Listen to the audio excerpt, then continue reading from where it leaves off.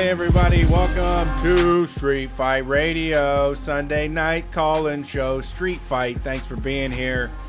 We're ready to take your calls. That number to dial is 614-655-3887. We're still working out the kinks, but we're going to be on Means TV. We're going to be doing our live stream over on the Means feed and hopefully be joining other folks that will be live streaming on those channels so we can spread this mess even further across the U.S. to every corner of the flat earth. We are happy you're here watching the live stream here on Facebook, Twitter, Twitch, YouTube, whatever it may be. We appreciate it. I'm in the chat. I'll add a little bit of commentary if I can. I always love to see what y'all have to say. You can, of course, always just listen to the show as a podcast, and I suggest that even if you are a faithful live stream watcher, you do add the podcast. There's bonus episodes that come out that are audio only. Those are only available for free on iTunes, Spotify, Google Play, and where other fine podcasts are available. My name is Brett Payne. My co-host is Brian Quimby. We're Street Fight Radio, the #1 anarcho-comedy radio show on any station across the nation. We've been doing it now for 8 years out of Columbus, Ohio. You know us from WCRS-FM 92.7 or 98.3 here inside 270. Our show airs live. We've got the simulcast going now, so people within the 270 outer belt can hear Street Fight on your radio dial. That's, once again, if you're in the 614 area code. 92.7 or 98.3 is the place to be to hear Street Fight Radio. How has your week been? Good.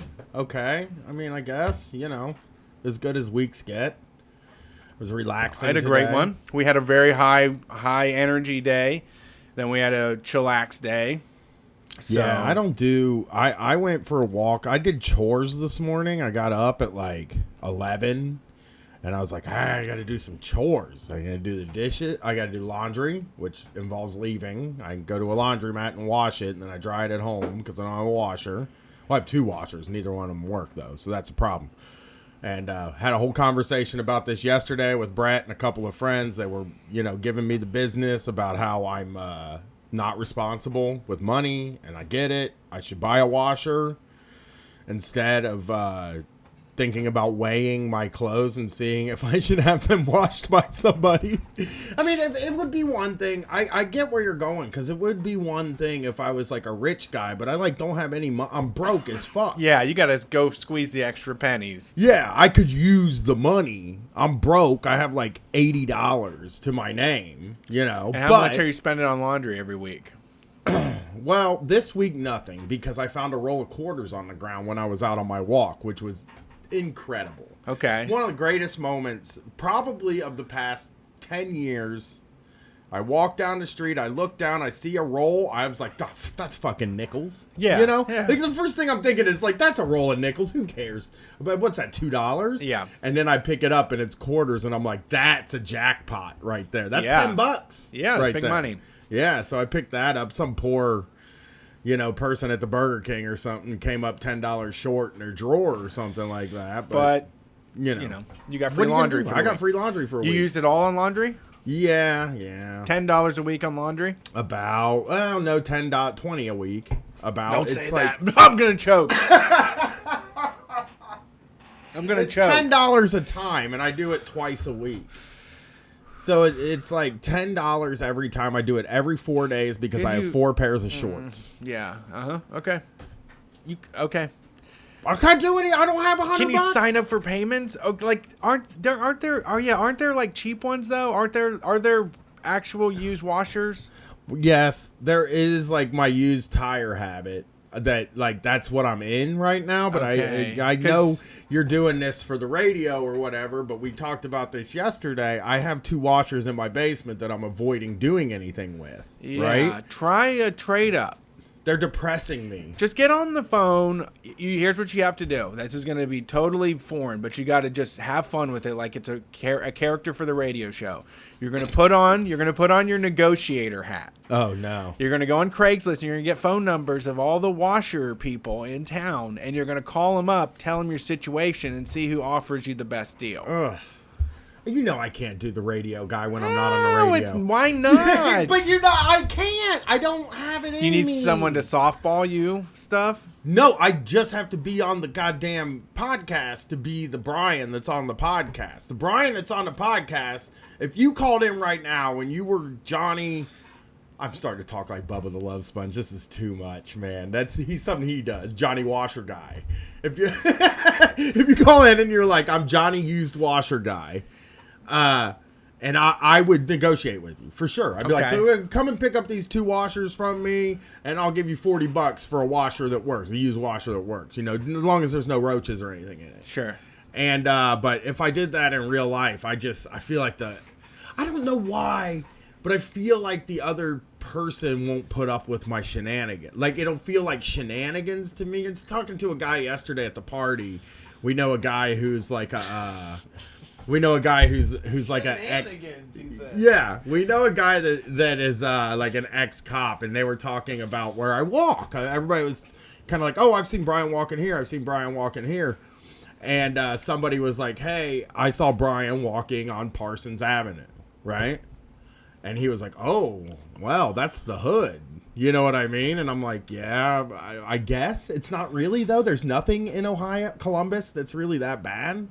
That I'm afraid. That you're aware of. Or yeah, that you I just said I don't worry about that stuff, is what I told him. I'm like, I don't worry about that stuff. I'm from South End people, you know? It's fine down there.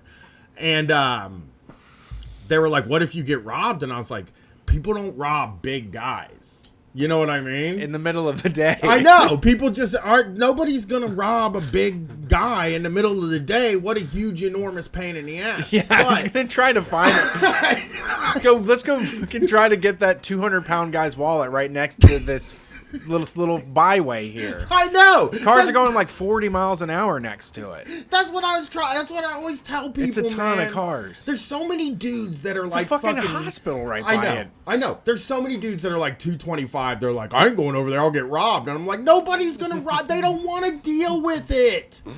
It's like, if you were gonna rob somebody, would you rob somebody that you think even might possibly be able to whip your ass? You know, I'm not a fighter. Okay, and that's the reason I bring this up is because I generally over the phone or when dealing with a salesperson or something like that, I don't know how to throw my weight around in that way. I don't know how to be like Brett. You're confident. You're a confident guy. You go in. I watch you do this. I watch you negotiate. I hear secondhand about you and Katie talking to venues and stuff like that. And I'm like, you know, I would like just take the first deal every time. I do it all the time. I'm fucking scared. You know, how long did it take you guys, you and Katie, because Brett and Katie are like my life coaches basically. How long did it take you guys to talk me into taking back shoes to REI? Like, it took a long fucking time. Well, I'd explain it about like 16 different ways, probably, why it was okay. I'm scared. I don't know how to be that guy. I can be that guy on a visual basis, right? Like, if you're a robber and you're standing out on the south end of Columbus and you look across the street and you see me, I can put you off. I can make you worry, you know. I'm not dressed particularly. I'm in like sweat shorts and a t-shirt, so, and I always make sure that they're like black and like sort of not like jogging clothes. You know what I'm saying? Like, yeah. I don't dress like a guy in my neighborhood. I dress like a guy that lives in that neighborhood. Yeah. I'm like, nobody's gonna mess with you. Nobody's gonna listen. It's enough. If you're worried about that kind of thing and you're like a 200-pound guy, just wear a shirt with like a skull on it and nobody will mess with you. Like, it doesn't take anything, right? But it would take everything in my heart and everything in my soul and all my strength to call one of these guys and not get intimidated halfway through the conversation and just be like, you know what, I'll just pay $100 for the washer, $100 for you to take these 2 washers and whatever. Because I also don't want to touch them. I don't want anything to do with this. Okay, so there's a washer. Do you want me to negotiate? Will you pay me to negotiate it for you? No, I won't. Oh. But there's a washer in my basement, right, that has standing water in it. That has been in there for 5 years. There's just, and it's Brian, closed. there's things in our lives that we know they're there. and you live every day and you think you ignored it, but you know it's there every day. And you have, once you get rid of it, like, you might start shaking. Like, you might just start out of nowhere shaking and like feeling like, you know, your life is different now. Do you think that it's possible that the 2 washers and the giant TV in my basement contribute to my anxiety? Yeah. Like, there's 2 washers and a giant TV in my basement that I don't want to do anything with.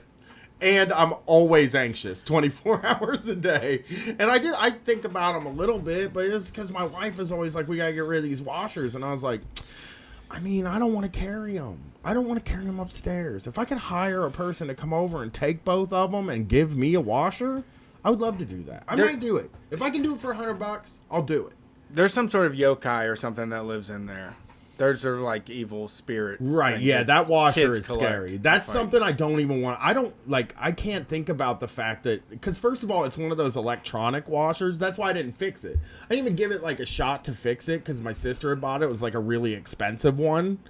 And it was just like, it just stopped working. And I was like, yeah, I'm never getting this fixed. I did what I do. I walked up and I unplugged it, plugged it back in. Didn't work. I was like, fuck it, that thing's broke forever. And then somebody gave me a free washer. I have a shoulder dolly. I don't want anything to do with the carrying. That thing's the shit, though. I don't like carrying. It makes it so much easier. Regardless of how. Well, maybe strong, I'll do. Maybe you can pay me. Maybe I'll take this job.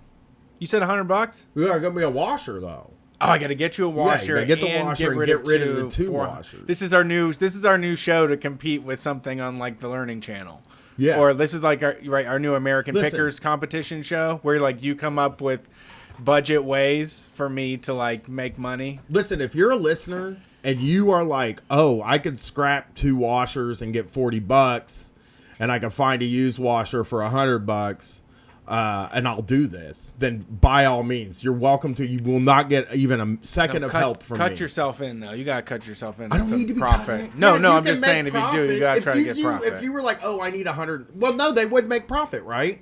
Like if I'm saying you got $100. You got $100 budget, and you got 2 washers, $40, and you got all the charm in 40. Wait, what $40? You would get $40 because I heard yesterday from a person that would never know that if you scrap a washer, you get $40. Yeah. No, see, that's your defeatist ass attitude.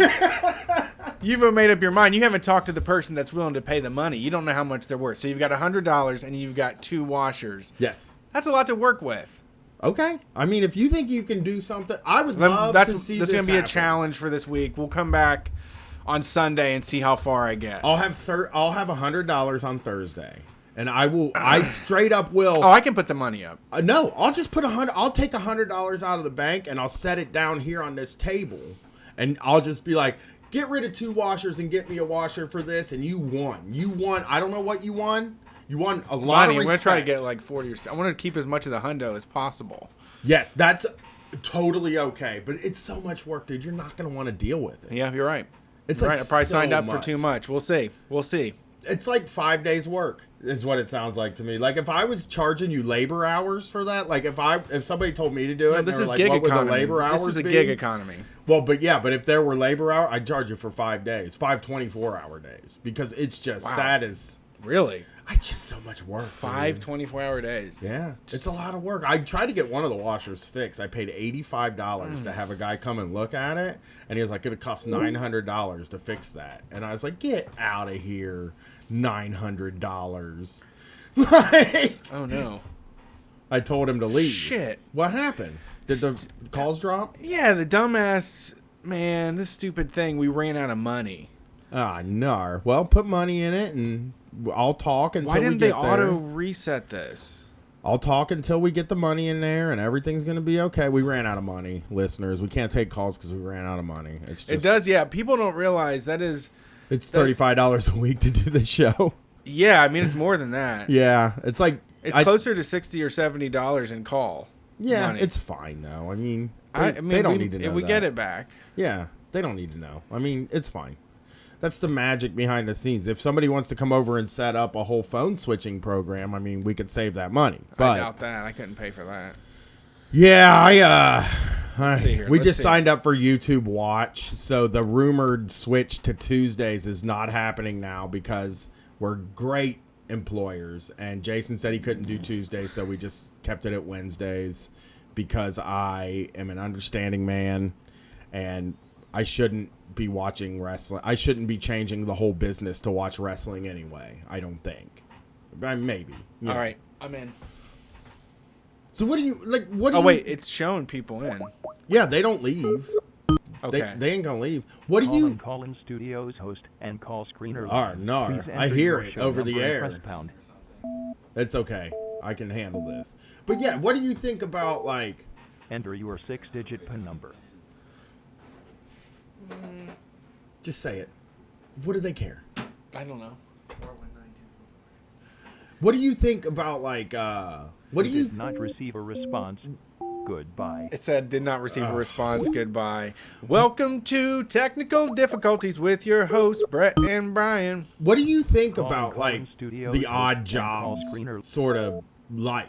You know, have you ever thought about that? Because I've What odd considered jobs that. life? Enter Like that your odd 6-digit jobs, PIN like number. you just post on Craigslist and you're like, I'll just do some shit for That's you. only something that like you would ponder if you had enough time and You are money now in the host to ponder room. that. Manage I your mean, callers from you're the only call-in doing it out of studio necessity. web It's interface. because like you can get something done, and I don't know. I feel like it's very, very hard scrabble life. Right, because I've talked to people. You're on- filling in gaps. I mean, Yeah. you're filling in gaps in the society that doesn't want to deal with some of that stuff. It's a little similar to like illegal work in fields and farms and shit. You know, it's like this labor that is like absolutely necessary to get rid of all of this stuff, but we rely on people to get paid $20 to bring their fucking pickup truck that's put together with,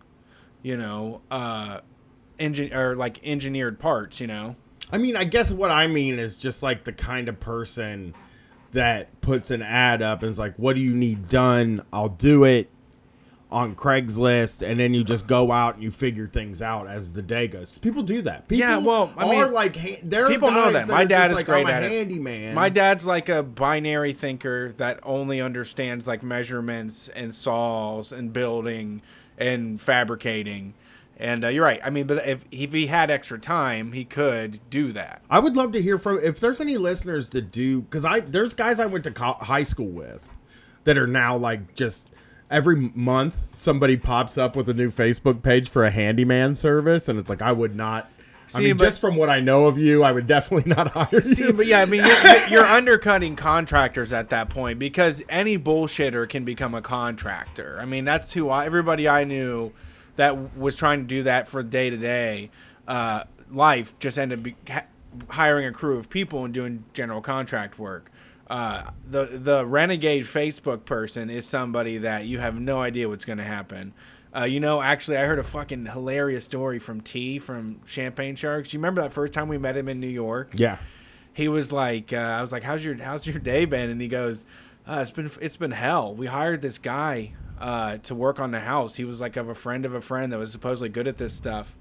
And he brought his helper, and it was like a suspicious looking woman in a very tight dress, and found out that there was like, he brought a prostitute over to his house and was like using his house as a party for the weekend. He had just like kicked him out. Oh, and then no. came to do the show with us. He was like that day had like fucking had to kick the guy out, and like, had his whatever the project was just like half blown apart. Yeah. I mean, I've just heard of people who are like, I'll go on and get my garage cleaned out by a Craigslist fella. Yeah. But I understand, like, I understand what you're saying, like how you're undercutting people who do the real work, who do like skilled labor. It's just, there's some things that you can't get done cheaply, I guess is what I'm like. Yeah. There's some things that you can't get done. Well, there's a level of affordability that we need because there's folks that don't have the kind of money to hire, like, let me call it Tad, my fucking general contractor, Yeah, when I was broke, when I was like at my, like, probably my lowest point, like right now I have $80, but like there was a time where that $80 wouldn't have even existed, where it was just like trying to figure out how to live. And when I was at my lowest point, I knew a guy who drove a tow truck, and his dad worked on exotic cars and like luxury cars. And they saved me probably 1,000 times. Just this dude would come and tow me for free. Yeah. And then he would take it to his dad, and his dad would do these things that, like, I'll give you an example. I had a lug break off on my car, and it didn't break off cleanly. It broke off, and then it was in the hole. So you couldn't just go buy most of the time you could buy a lug and just screw it back into a hole. Yeah. You know, that's what it Yeah. is, but it broke off. So the thing was broke and in the hole, and it had to be, like, tapped and drilled out or whatever. And I took it to Meineke or whatever, one of the Midas or some shit. And I was like, yeah, you know, how much is this going to run me? And they're quoting me like over $1,000. Like, so much money, right? I take it to this guy. He's like, go buy the lug. And then he does it in 5 minutes and charges me $40 for it. Yeah. And if that guy didn't exist, dude, if I didn't know those people, like, now I'm paying for it. I have to. Like, Yeah. I don't have a connection to anybody like that. But back then, like, it is really, that's one of the things about working like a real job, is that you do find yourself connected with a lot of very useful people. Yeah. And you can kind of trade services around with them. You know, I used to run cable for people and stuff too, you know. Well, yeah, that was it was advantageous for me. Like when I was a kid, I got a tax return one time. I got $500 back. And my dad worked with a guy that lived out in the middle of nowhere near the fucking chicken farms that had a Chevy Camaro that was just sitting in his garage that he was willing to sell for $500, you know? Yeah. But it Yeah. was a guy that had a bajillion cars, you know? Yeah. And my dad was just like, do you have like a cool one for a teenager that runs? And he's like, I'll sell you this Camaro for $500. And it was like, all right, as long as we can drive it back, it's fine.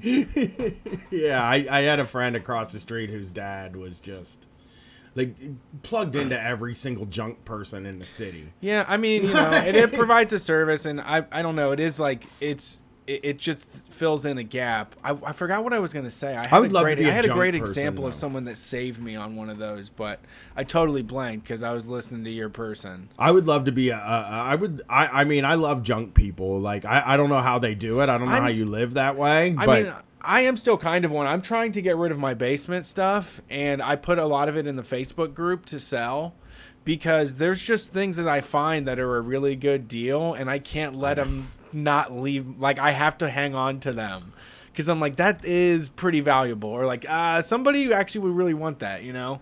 yeah. And I did end up going at it as a business, but I've given up at this point, and I don't, you know, I don't have it in me, and I don't really hang out with any fucking junk people anymore. No junk I live in the people. junk life. We got rid of all the junk people are gone in our Well, bless lives. them. They deserve everything. I know. for I love sure. them. I love them. I love them. That's the I ingenuity was that thinking, saves people and keeps, you know, make sure that they can still get to work and shit. was thinking about the guy across the street. I was thinking about the guy I grew up across the street from that just had, like, his whole entire backyard was made out of sheds. There was almost no grass. It was all sheds. And they were just full of junk, but there was always, like, he was always, like, adding on to his house with, like, junk that he found, you know? Yeah. So, I just, you know, I miss that kind of stuff sometimes. It's weird that you don't see it. Sorry. Do we got any calls? Yeah, we got quite a few. Let's take some calls, man. Yeah, let's see who's on the line. See if any junk people are on the line. Hey, junkers, call into Junk Chat. Hello, how's it going? Oh, great. Who's this? Hey, it's Brian Wrong. with an I. Terry. You're Terry now. I've named you that. You can't be Brian on this show. There's only one of them, and he's a powerful Y Brian. No, I'm kidding. What's up, Brian? How are you tonight? Damn it. Hey, I sent you guys some Union t-shirts. Did you get them? Brett probably hasn't been to the P.O. box this week, have you? Damn. How long ago? They came in, I think they arrived on Thursday. Yeah, I haven't been. Yeah, we haven't been to the P.O. box. no, but we'll probably have them Wednesday. Yeah, cool. But they're from the Harvard Grad Students Union. Oh, okay. Which is where I am currently a grad student in architecture. June. And they're making pretty big moves, man. They're, you know, for such a highbrow institution like we're perceived to be, the union kicks some ass. What do people think about the union? What have you found that people think about the union there? They're generally supportive. Okay. they won. Well, they won their election. I'm actually not eligible to join because I'm not a student worker, but I've done some organizing and tabling and stuff like that. And yeah, it's pretty great. And for a union, they're affiliated with the UAW. So they're, you know, it's a big union, but it's cool because they're fairly radical for just a normal run-of-the-mill union. Like, it's not the IWW or anything, you know what I mean? It's like, Oh yeah, yeah. just being a normal big union, they're pretty radical. They had Boots Riley come give a talk last semester. Oh, which is nice. cool. We got to figure Yeah, out how to and get him they- that Harvard speaking fee money, I think. Yeah, and you know, I mean, You it gotta- isn't. You gotta be.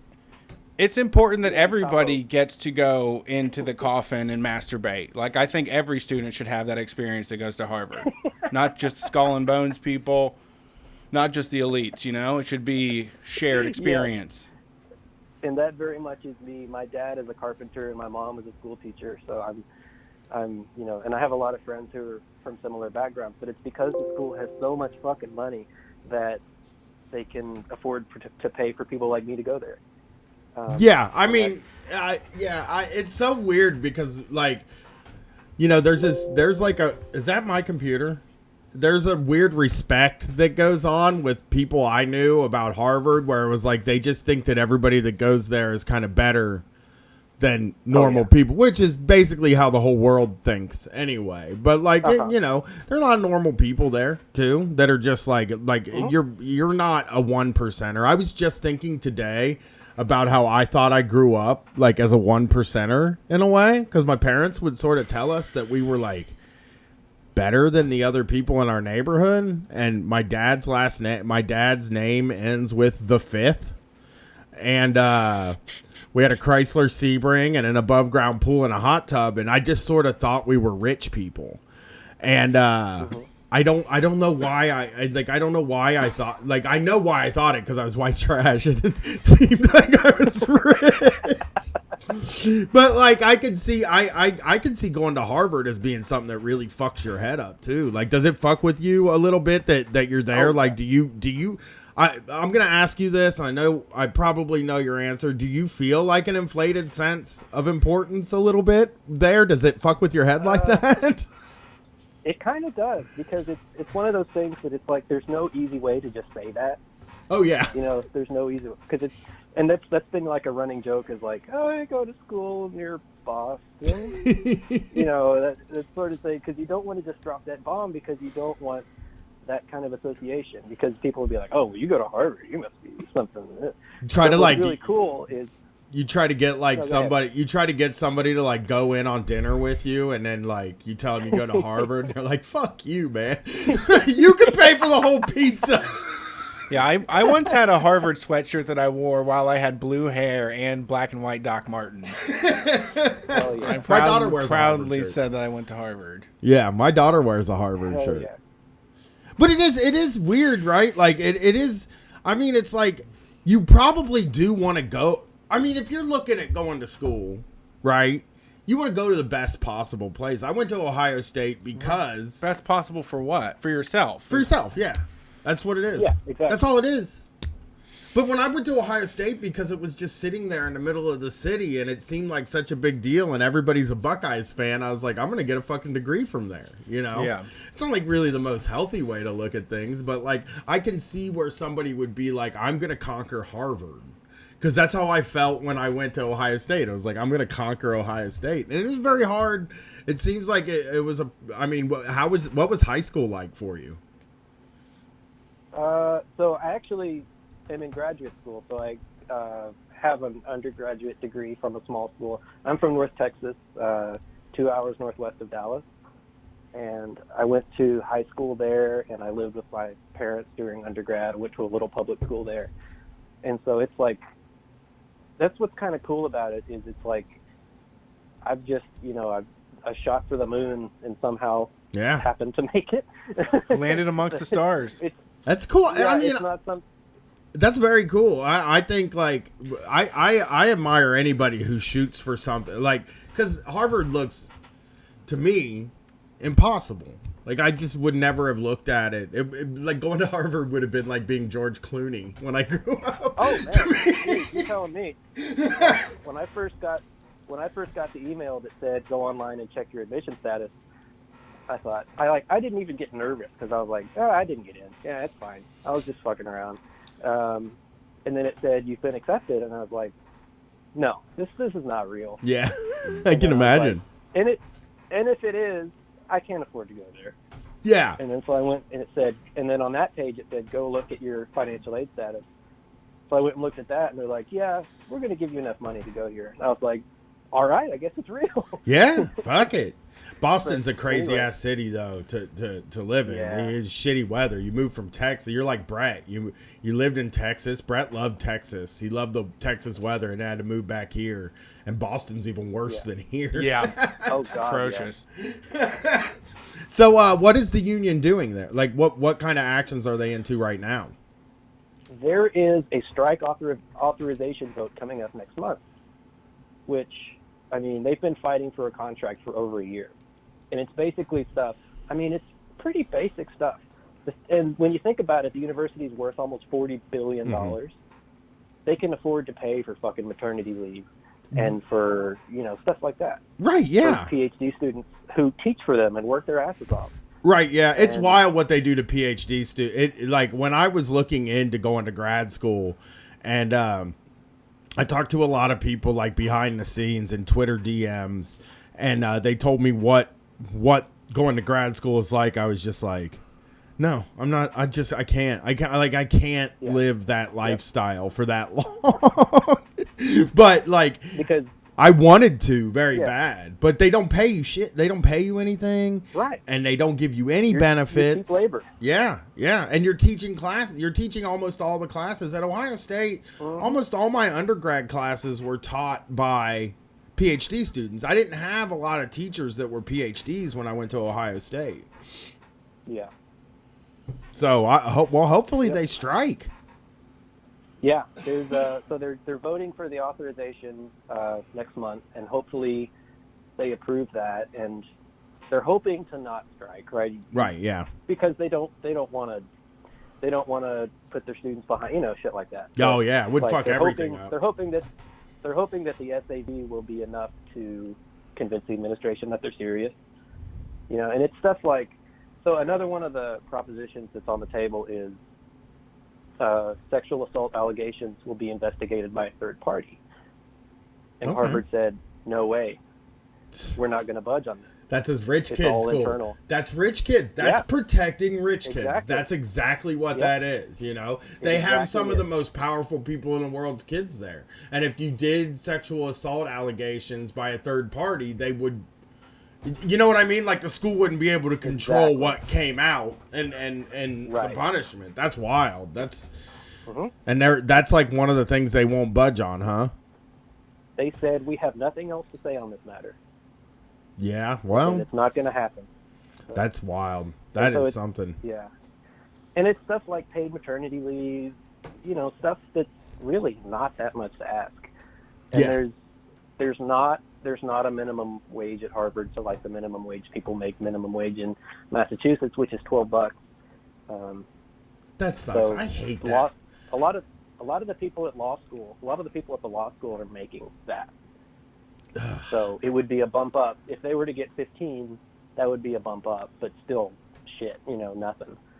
Right. And then, anyway, yeah, I was really impressed. Like something that when I was looking into where I was going to end up for grad school, I was like, well, this is such an elite place, and I don't like to be that close to money and power and everything. But then I realized that in the way that neoliberalism has just squeezed the life out of academia, this is one of the places that has maintained some of that life because they have so many resources, Yeah. right? They have so much money, they can have whatever they want. Yeah. Where like the state school that I went to for undergrad was like, had no money to do anything. And so they had to open up like an oil and gas petroleum engineering program just because that's where the money is. Yeah. But yeah, it's kind of ironic that their proximity to the market is what allows for some radical activity to happen. Yeah, I believe it. I mean, there's also people that probably don't need as much help, I guess, in a way. Oh, God, if that makes sense. Like, there's people that are able to like fight the battle because they are able to take a little time off and like risk their money or their spot, you know. So hopefully it works out. Well, is there anything our listeners can do to help out, like show solidarity or anything? I mean, if you just want to look up the union, it's the Harvard Graduate Students Union, United Auto Workers. Oh, working with the auto workers. All right. Well, thanks for calling, Brian. And it's okay that your name's Brian with an I, even though that's the weaker way to spell it. All right. Thanks, guys. You know, Brett, Y's are powerful letters, is what I'm trying to say. Yeah. Like, people, Brian with a Y is like a more powerful way to say Brian. It's but intriguing. Brian with an I is like, oh, hey, I'm Brian, you know. Yeah. Hey, I'm a little I guy, you know. Y's for life. Interesting. I wonder how many other Brians with. They're almost all the famous Brians spell it with a Y. I didn't know that. Oh my God! Yeah, here I'll It's get written some in the up. stars. I'll get some up right now. Bryan Cranston, Y. Brian Williams. Let's look up. Okay, Brian. Actually, you want to hear something funny? I was listening to. Yes, Brian Williams is a Y. I was listening to. God damn it, Bubba the Love Sponge, and he was talking to Tucker Carlson, and they were talking about Brian Williams, and they were like, "Oh, he's a man's man. That guy's." Both guys were sitting there saying, like, "Oh, that guy's a man's man. I mean, he's somebody. He can't believe how tough he is and stuff." And I was like, "He's a news anchor." Yeah, he looks like the Muppet reporter from Sesame Street. I never noticed that, but he does. Yeah, all the famous Bryans are BRY. Bryan Cranston, Bryan Adams, Brian. Well, hold on. Let's see if Marilyn Manson spells. Brian Warner. I'm checking, dude. Give me a second. I mean, is that what people want to hear? I think they do, probably. Okay, go ahead. Let's Take see a who call. the next caller is. Thanks for calling Street Fight. Who are we talking to? Marilyn Manson. Hey, this is Lily. What's up, Lily? How you doing tonight? Hanging in there. How about you guys? We're good. We're having fun. We're being a little laid back, having fun. What's up tonight? What's going on? I'm calling for kind of a weird reason. You talk a lot about, the psychology of how growing up and being in your early adult years poor sort of fucks you up. Mm-hmm. And I have a really strange, unique take on that because that's exactly how, I grew up. And in my early adult years, it was like paycheck to paycheck. Mm-hmm. And then I fell into this job where it's called financial domination. I don't know if you've heard of it. I have. But Whoa. Yeah. That's intense. So I need to do that. These guys. Oh, Findoming. I know that shit. Money. Yeah. Okay, go ahead. Sorry. Yeah. So these guys just pay me money basically for existing, and it's really weird because I get these huge like pangs of guilt when I get this money because I'm just like, I couldn't have somebody take this much money from me when I was growing up and stuff. Yeah. And like. I mean, they feel so awkward. But do you think that like that fetish, in a way, is like a symptom of having more than you think you deserve? I don't think you're taking it because I couldn't. But I'm gonna tell you right now, I couldn't be findomed right now. Like the possible way it could happen to me because I don't have any money. Yeah, and I can't give it to. There's a lot of stuff I want for myself. So. But I talk to I do know people who make like six figures, right? Like I know people that make a lot of money, and like I know they have guilt about that money. I talk to them. We talk to people all the time who make good money. We talk to them after live shows. We have personal friends, and all of them have guilt about making good money, and maybe that's because they were poor growing up, or like everybody I know was basically out you left your parents' house, where your parents weren't rich either, but I'm saying Right. you left your parents' house and like that you were cut off from money, which there never You were really supposed was to be on your anyway. own. No, I mean that was the deal. It was always the deal. It was like you can do whatever you want if you leave my house. So it like every relationship builds into the tension where you just fucking disappear in the middle of the night or just pack all your shit and storm out in an angry fit. Yeah, and so for like 10 years I was like really low down there without money, but like I can say this right now that like even what money I make now, there are times that I'm like, I didn't do anything to get this. Like I'm not doing anything. I think that like you're almost providing a service in the way that like you're making people feel better about themselves because Yeah. they're giving some of it away. I truly think that, you know.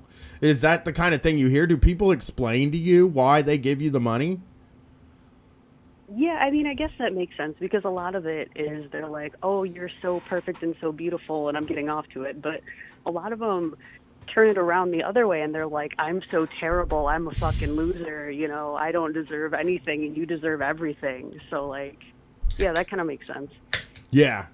I mean, because anybody who I think there's like two ways of thinking in this world, right? Like, so if you get your dream job like I have my dream job, right? Yeah. And I feel guilty about having my dream job. I don't make a ton of money, but I feel guilty about having my dream job. The other way is that you don't have your dream job, but you have a ton of money. And you feel guilty just because you have a ton of money. Because I think we're all conditioned to feel bad about ourselves no matter what position we end up in, you know? If you're broke, you feel bad because you're broke. If you have a shitty job, you feel bad because you have a shitty job. If you have a great job, you feel bad because you have a great job. And if you have a lot of money, you feel bad because you have a lot of money. None of us, I think it's a lot of us, and I think it's beat into us, are like feel like we don't deserve to feel satisfied or happy. You know? Right. No, that is that's what's sold to everybody, and that is why everybody is unhappy. Yeah. But if you can learn to enjoy and live on what you have and enjoy the process of your life, whatever it is, as long as it's stable and secure and you know what to expect and get your joy out of it. I mean, as far as money goes, the situation you're in is kind of absurd. But I, at this point, should be doing something smarter with the money that I have. But like when we go out on tour and stuff, like that Hellfire tour, like I straight up told everybody, we made like $100 tonight, but I'm just going to hand it out to the homeless people.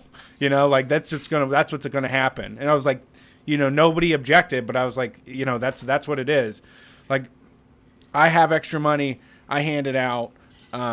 If they're in the situation where they're giving it to you, I wouldn't feel bad about that whatsoever. Like I would keep it up. I mean, I think, you know, you had me going a little bit telling me the situation. I was like getting a little hot under the collar over here. I'm saying like, but no, I think I don't think there's anything wrong with I don't think there's anything wrong about what you're doing. And I think you probably, I mean, if you were to, I'm not like diagnosing anybody, but I would say that you probably feel bad for the same reasons I feel bad.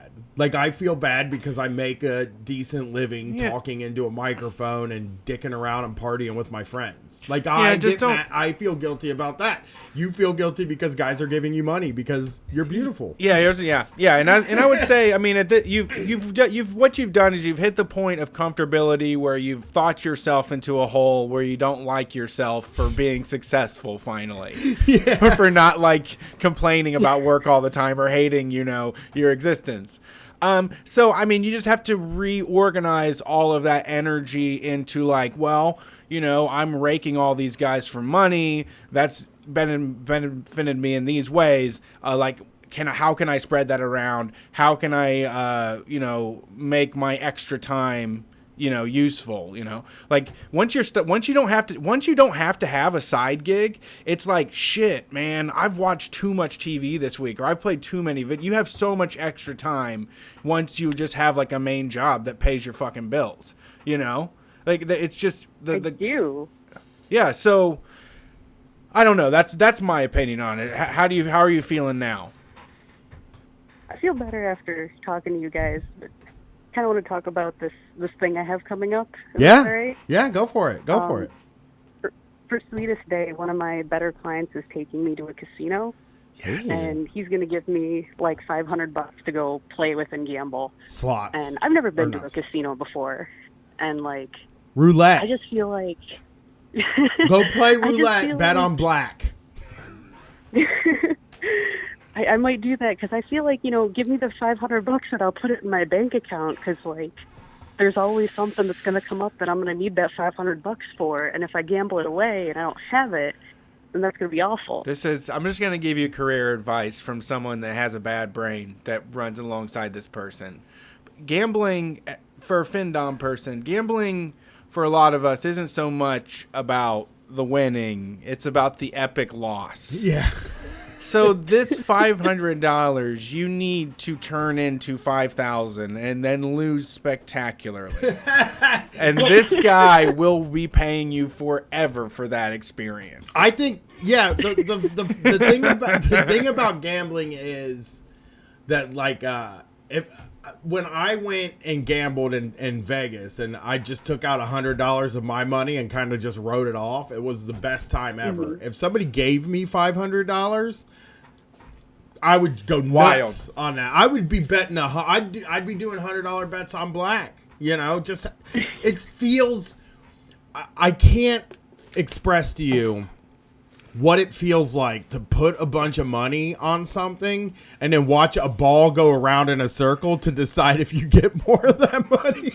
Like, your palms are sweating. You're just like, oh man, I can't believe, oh God. And then when it hits, it feels great. When it doesn't hit, it feels so bad it almost feels good. Like, it's like you'll be punishing yourself, which you like because you don't, like, you feel bad about the money anyway. You know? You'll be like, jeez, I fucked up. I can't believe I gambled all that money away. And I'll take some off of you. I think it's great. This sounds fun. I mean, I think like $500 you could, honestly, if I'm being, if I was I'll give you the best advice. Pocket 300 and sit at a roulette table and bet $10 on red or black and just keep doing it that way, because like it'll just fluctuate. You'll be 50 up and then down, 50 up and then down, or you might lose the $200, but then you get the pocket. You can play for a long time on $200. Yeah, true. Like you can play for a while. Smart, Brian. Right. Student has surpassed the teacher. No, it's not. I would bet it all because He would be digging back in. He'd be like, this isn't even house money. This is FinDom money. I know this. I got this money from I some dude. can walk his ass back to the ATM anytime I want. I don't know. I need to FinDom. I think. I wish I was like more handsome. I think, and I'll also set you up. okay. Wow. Just telling some dude like, you're a piece of crap. Give me $50, Yeah. man. I can really. Look, you're already good at it. Thank you. Yeah, you know how it goes. Just getting on the phone with a guy like, you're a real piece of crap, man. Do you enjoy it in some way? Yeah, in some way I do. Like, there's sort of spin-offs that I really enjoy. You're fulfilling a role for somebody, right? That like gets Yeah. them joy, right? Right. Yeah, I mean it's Like, similar. I really enjoy blackmail, which they basically give me all their personal information and, like, embarrassing pictures of themselves, and then go, here's $50 a week. Don't tell my wife or my boss. That's like the Like, craziest. that's funny to me. Like That is fun. That the is wildest fun. thing Woo! I've ever heard of. Yowzers. That's playing for real. That those is dudes. wow. Somebody has a lot of that is incredible. I mean, it's really play. That is like that's a Yeah. person who can't even function in real life without everything being on the line Intense. all the time. Like turn up the I'm that way fire. too. I love adrenaline too. You Yeah, know? I turn like up to the get fire. fucking rolling, get that heart beating. Yeah. That would freak me out. If he doesn't pay you, do you have to be like, I'm sending a fucking email? I do like blog posts and stuff, or else I'll type up the email and take a screenshot and send it to him and be like, I'm going to send this. But I don't like to actually send anything because, like, your wife didn't sign up for this. You did. Like, I'm not going to put your nasty fetish on her without her consent. Yeah. Oh, yeah. I mean, this thing is so on the up and up to me that it can't be wrong. It's great. It's so the blackmail thing as well. Like, I just can't even imagine. I know. I'm thinking like what my life is like if I'm doing that. I can't imagine. Sorry, I'm not trying to king shame anybody. I just am like thinking about it like I think about that in the same way as like climbing a mountain, dude. Yeah. Like, I'm afraid to climb a mountain. I'm afraid of like roller coasters. That is like living on a roller coaster. Giving somebody all your secrets. Yeah. Oh no. I am. That's terrifying. Do they tell you their secrets and stuff too? Do they like call you and be like, "Hey, here's some secret stuff that you didn't even know," you know? Yeah, I mean, most of it's like they're secretly, totally ashamed of having homoerotic fantasies. Like, oh, look how terrible I am because I sucked a cock once, or look how terrible I am because I dressed in drag once, and then I have to find it within myself to play it up and be like, yeah, that's terrible. When I really just want to be like, no, you're fine. Stop belittling yourself and enjoy what you fucking enjoy. Well, just fucking do it. Have you ever breached that? Has it ever gone that way before? Do you ever So like this start to one feel time- bad? Do you ever? Yeah. What do you was start to the feel answer to my bad? question? What was the answer? Oh no. I was adding on. So this one time I was rolling balls in my dad's basement and I forgot to turn off my lines. So I got this phone call and it was the guy saying, oh, I went on Craigslist and found a guy and sucked his cock. Isn't that terrible? And I'm rolling so hard that I'm like, why do you think that? Like, I start psychoanalyzing this guy like, well, what's so wrong with that? Did you like it? Did you have a good time? Did he have a good time? Do you think you'll do it again? And he hung up on me, and he left me feedback that was 5 stars, too intense for me, wouldn't call again. Oh wow! Oh wow! Yeah, it seems like that's incredible. That's the thing with me that I think is sort of wild about it is like it probably is hard not to just be like, hey buddy, let me give you a little bit of advice here. Yeah. I'm like feeling sorry for you, but I truly think that guys that are into findom or blackmail stuff, I mean, I just can't It's its own imagine they're thing. broke people. I can't imagine that they're people that are like really putting all their money. You know what I'm No, saying? this is like an extra thing. This is like a hobby, like the same way that Hearthstone, that like card game, is an app. Like people that spend $100 on cards on like, it's just a game. It's just a side game to play. But this is like way more intense, playing with feelings and emotions and deep seated fucking feelings and memories. You make it sound cool though, like, and now it's like, oh, maybe I'll like send. You want to do it? Maybe I'll send some pictures of me with like, I don't know, whatever you. Well, I did. We have the sex scene is coming out soon, and I recorded an episode. It's going to come out with a cam girl that had a very specific fetish where where men were into the bimbo fetish, and she said that a lot of people that she ended up like breaking the fourth wall with, and they realized that they just wanted to transition, and she kind of just said like, you're allowed to live like this all the time. Like this character that you've created is great. Like that's you. I think you could just be that person. Oh, that's cool. But a lot of people don't. I do that all the time. But they don't want to hear that. But also some do not want to hear that. Like you said, like That's true. You think it's some like of the guys who are into the sissy thing, they're like, no, it has to be humiliating. It has to be this taboo thing. Whereas some of the guys are like, I really just, can you force me to be on hormones? I'm like, I don't have to force you. You could talk to your doctor and like make your life happen. Yeah. Man, I would imagine, and I don't know, I just would imagine like, there are a certain amount of, there's so much sort of like, especially when you're dealing with people probably in their 40s or 50s, which you probably are. If people with more money are. Yeah, I mean, I'm almost there. You got to be older when you have more money.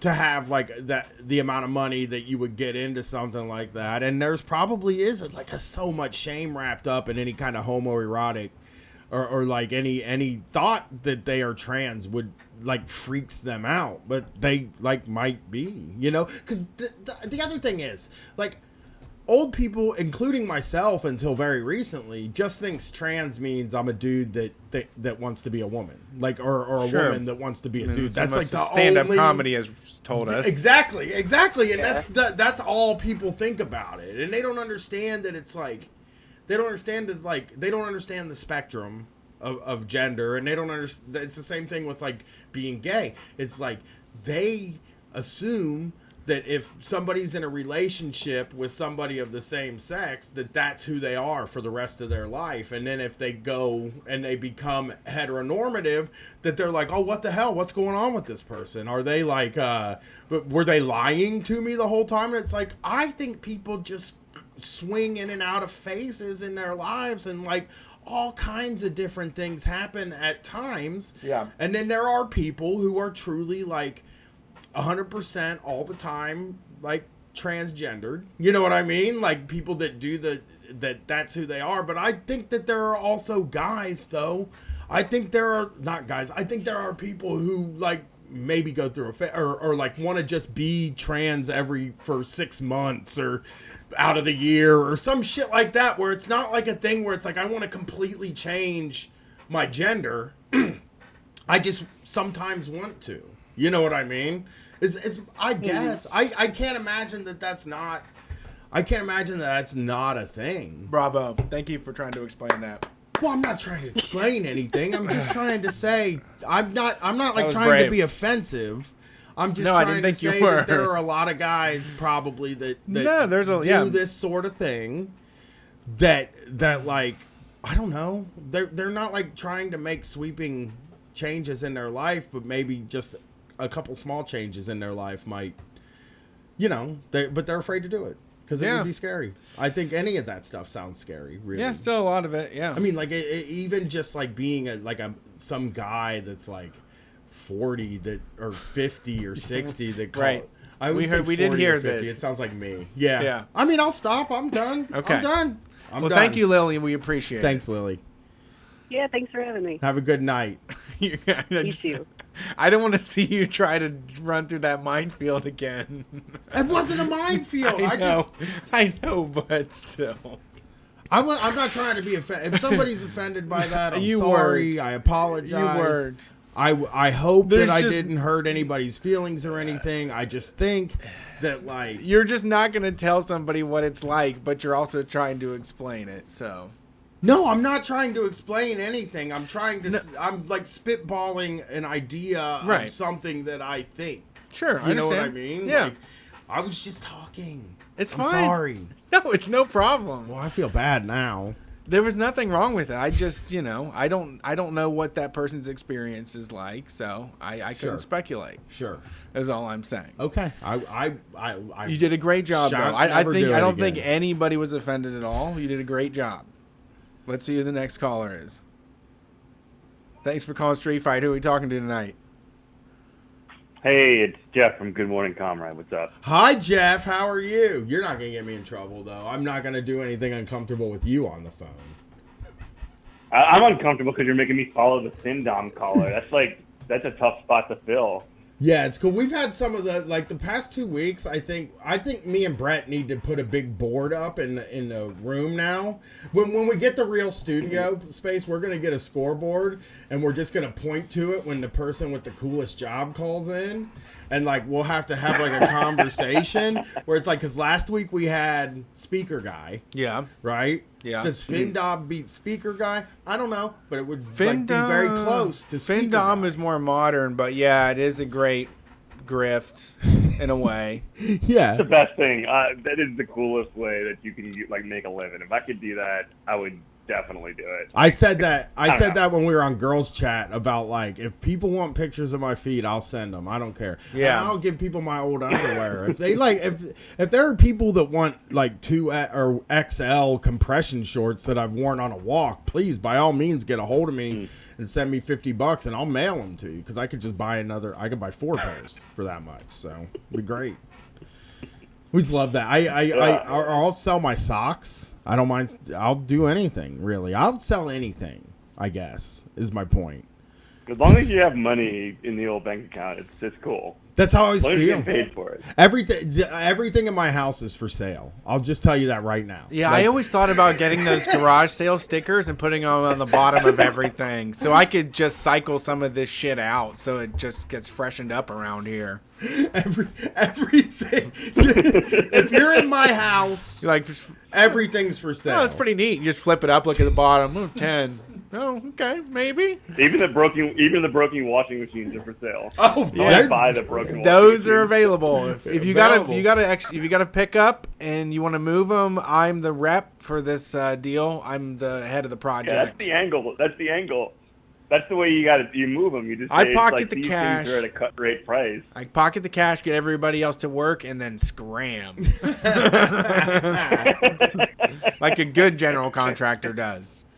Yeah, it is Yeah, like hell yeah.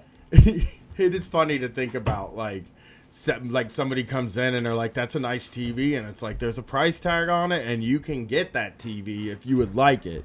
You know, I'll sell anything. I really am like a dude that just I don't have strong connections with objects. You know, like I don't care about objects at all.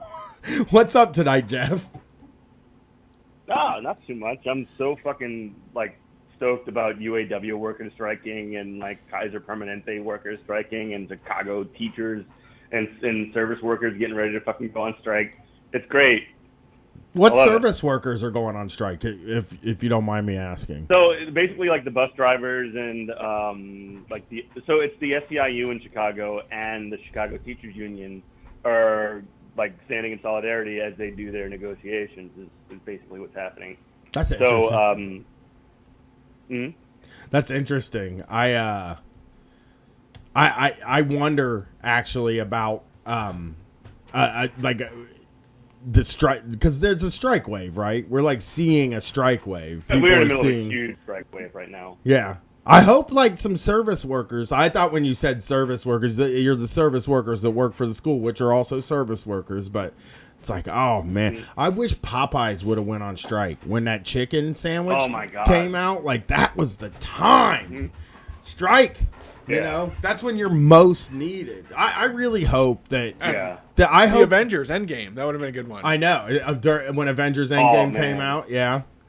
I really think that, like, if this strike wave continues, like, what has to happen is, like, if Kaiser Permanente goes on strike, and you got Ford or the United Auto Workers on strike, and you have Chicago teachers on strike, like a few, it needs to be like a very high profile thing that affects people in that moment, and I think we could get so many people on strike. It really feels like we could do a general strike if we can get enough strikes happening so that people notice it, you know?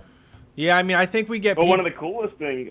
get people Go ahead, complaining, like there's all these strikes happening, and then all of a sudden, like, let's strike too, and it's like, well, shit, if I get to strike as well, I guess that's fine then. I know. Right.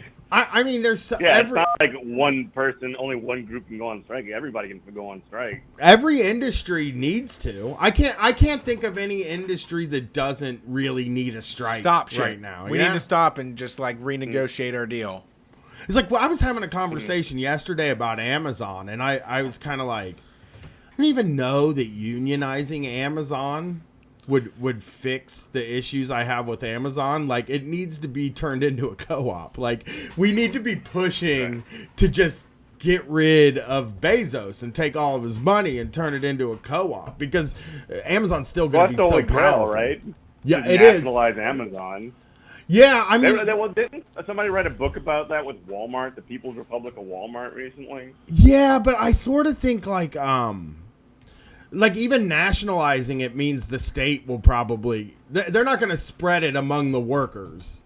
Like if you nationalize, if you nationalize it, that money's not going to get spread among the workers. They'll probably get paid a little bit more, but you know that's going to go into our general fund that usually is used to buy bombs and stuff. Right. It's only as good as it's only as good as the state is democratic. Yeah. Yeah, but I do think nationalizing it even is better. It's wild. I've never met another person that thinks that Jeff Bezos deserves the amount of money he has. Like I've talked to people who are capitalists. I just talked to so many different types of people who are like, you know, nobody deserves that much. He doesn't deserve that much, and he has it all. And he has Nobody deserves that kind of money. He also has like an immense amount of power. Yeah, that guy's actually like a net negative to the world, and he gets all the money. It's the worst. It's worse than everything. Right. The thing that like the world is worse because that guy exists, and he gets all of the money because of it. Same with Elon Musk. Same with Jeff. Same with like Bill Gates. Bill Gates is just his entire thing right now is just ruin education. Yeah. How mad do you get? And he gets millions of dollars. Right. How mad do you get about Bezos? Here's the thing that gets me about Bezos more than anything. Is the thing that gets me about Bezos more than anything is that you find out that, you know, Amazon pays no taxes, but the way that they use the postal system means that they're using it more than they're taxing on the postal system more, and they're not paying into it. So they're basically using the post office like I use the post office, and I don't have any money. You know, like yeah. But unfortunately, now there's more and more vans going up and down my streets. Right. Yes. And I know somebody that's in higher ups that said they're building airports, so they're going to have their own planes. So they're not going to have to use. Well, remember when they had? They're trying to not use the postal service so they can pay their cutthroat rates, you know, for people to run their own planes. You know? Like nobody looks at that and gets nervous. Like there's not a person in Bernie Sanders, I guess, would probably mention it. Elizabeth Warren might mention it, but you don't really see a lot of mainstream people being like, "Hey, I'm kind of nervous with how much power Jeff Bezos has." You know, like nobody is saying it. Somebody yesterday is like Google's being brought up on antitrust stuff, and it's like why we should be looking. Amazon, all activity almost should be focused on Amazon. Like we need to do something about Amazon, you know. But I'm glad people are going on strike. I think it's great that auto workers and when the teachers go on strike, that's always. I mean, it's great. The best thing in the world. Yeah, I love it. Yeah, it just always makes me nervous because like some people get. I mean, there are people in very poor districts and stuff. Like it's very hard to figure out what to do with your kids. So that because there was that period of my life where like Gwen was in preschool, and if she got sick, it was like, what am I supposed? Like I can't not go to work. You know what I mean? I don't really know what to do. And there's already been times when the kids have like a day off for an in-service day, and I've gone into McDonald's and seen. You know, one of the workers' kids sitting in the dining room doing their homework. Oh, yeah. That happens on the reg. Yeah. It's sad because it's that's a real tough position they got you in. Yeah. That is against the rule. That's against the rules there, too. And that actually could get them. That really they could get fired for that. Like, and you like really worry about that. You know? But also the management and everybody else puts up with it and knows what it takes to have a reliable person on staff is that child's gonna have to sit there whenever there's early release from school. They're gonna have to sit in the dining room, you know. Yeah I don't know what you do about any because I'm not saying teachers shouldn't be allowed to go on strike. I just always like when it happens and you look at you're like, okay, so when this happens it becomes like a huge problem for some parents. I mean, obviously like it didn't affect me too much once she was in school because I was home, but like there's so many people that like you know, if you're working at McDonald's or if you're working at Wendy's or if your job's at Walmart or Target or something, you can't leave. Like, they're not going to, you're either, you lose your job if you have to go home, you know? You just got to hope your kids make it till they're 11 or 12 before anything happens, you know? Yeah, they won't try to be too dangerous. Yeah. I remember getting left home at those delicate ages when it was just like, just don't do like anything with electricity or the oven. Yeah. Just play your PlayStation or whatever. My parents used to be like, don't answer the door. Hey, just don't answer the door. Don't answer me the too. door, no matter what. And then fucking every time somebody would knock and we'd answer the door. Or how about We'd just be or have a memory of like when you were a kid and you wake up and you run around the house and nobody is home because like your parents ran to do an errand while you were taking a nap. God, no, I don't think that. I mean, I woke up one morning, my dad, and it's like 7 a.m. We're sleeping, and it's like a Friday morning, maybe during the summer, and my dad knocks on the door. He's like, "Hey, Brian, we're going to Canada," and then left. And I was like, I think when I woke up, I was like, Yeah, like I think my dad like. was that a? Said he was going to Canada and it was Easter. That sounds like for good. I know. Like he was going out to get a pack of smokes. Sort of thing. No, it Going was. for Canada, never it's coming time. back, staying for the health care. I told you how much I loved Canada, and it's does, just time though. to head back to Canada. He does love Canada. Return though, to the so motherland. much. But yeah, but he like it was Easter weekend. I'll never forget it. It was Easter weekend, and he was like, "Hey, Brian, we're going to Canada," and like I woke up. And on the middle of the kitchen table, there was an enormous pile of Reese's eggs, you know? Cool. And I said to Jason, I was Peanut like, butter one? yeah, oh yeah, the good Ooh, ones. wow, he set you up. That's a lot of Oh, calories. those are the good ones. They- That's know I enough love those. calories for a whole That's week. good shit. Yeah, I remember. It's almost time for the pumpkins right now. Oh, I had some. I ate a whole pack are of them good. last night. Pumpkins already happened? Oh. I mean, they have the eggs out all year now. They're not as special as they were back then. They're the best delivery method for Reese. But so anyway, there's all these eggs Anyway. up there, and I say, Jason, did they really like just go to Canada? And he was like, yeah. And then we threw a big party. It was fun as hell. That's great.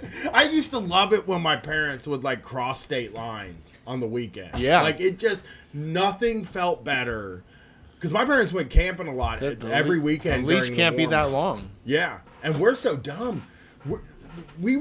I don't know why they left me and Jason home. Like I have no idea. Like why they had to be thinking like, okay, they're going to throw a party. We got to get away from these kids. Yeah, I think that's really what it was. You're right, Jeff. It was fucking. I got to get away from Brian and Jason because they're ruining my life. Yeah.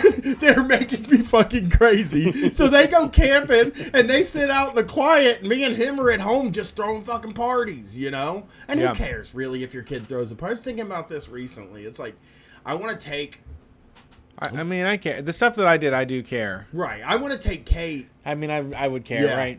You have to. Jason, you would care? Depends on About, like, what depends we on did? what's Like- happening, like what could happen, I guess. Pu- But I mean, Yeah, you pu- can live yeah. in the realm of like possibilities forever. Yeah, well, when some kids, like when kids almost died, Yeah, like that's that bad. probably wasn't, Yeah, that's a problem. like when there was holes in the wall, when a family pet got killed, when like those things were probably not the best. Yeah, if some kid, that's across the line. I don't want some kid to ruin my fucking refrigerator. Yeah. You know, Just that's to be, like Katie. just My to be wife- cool about shit. Like My wife- I don't want to do that. My wife's parents left No, one it's cool if time. you don't break nothing.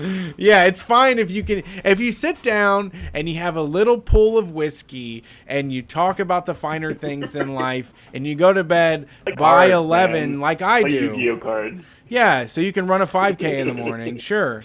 If you drink like an old person at my house, yeah, you're allowed to do that. My wife actually, when her parents left for one weekend ever.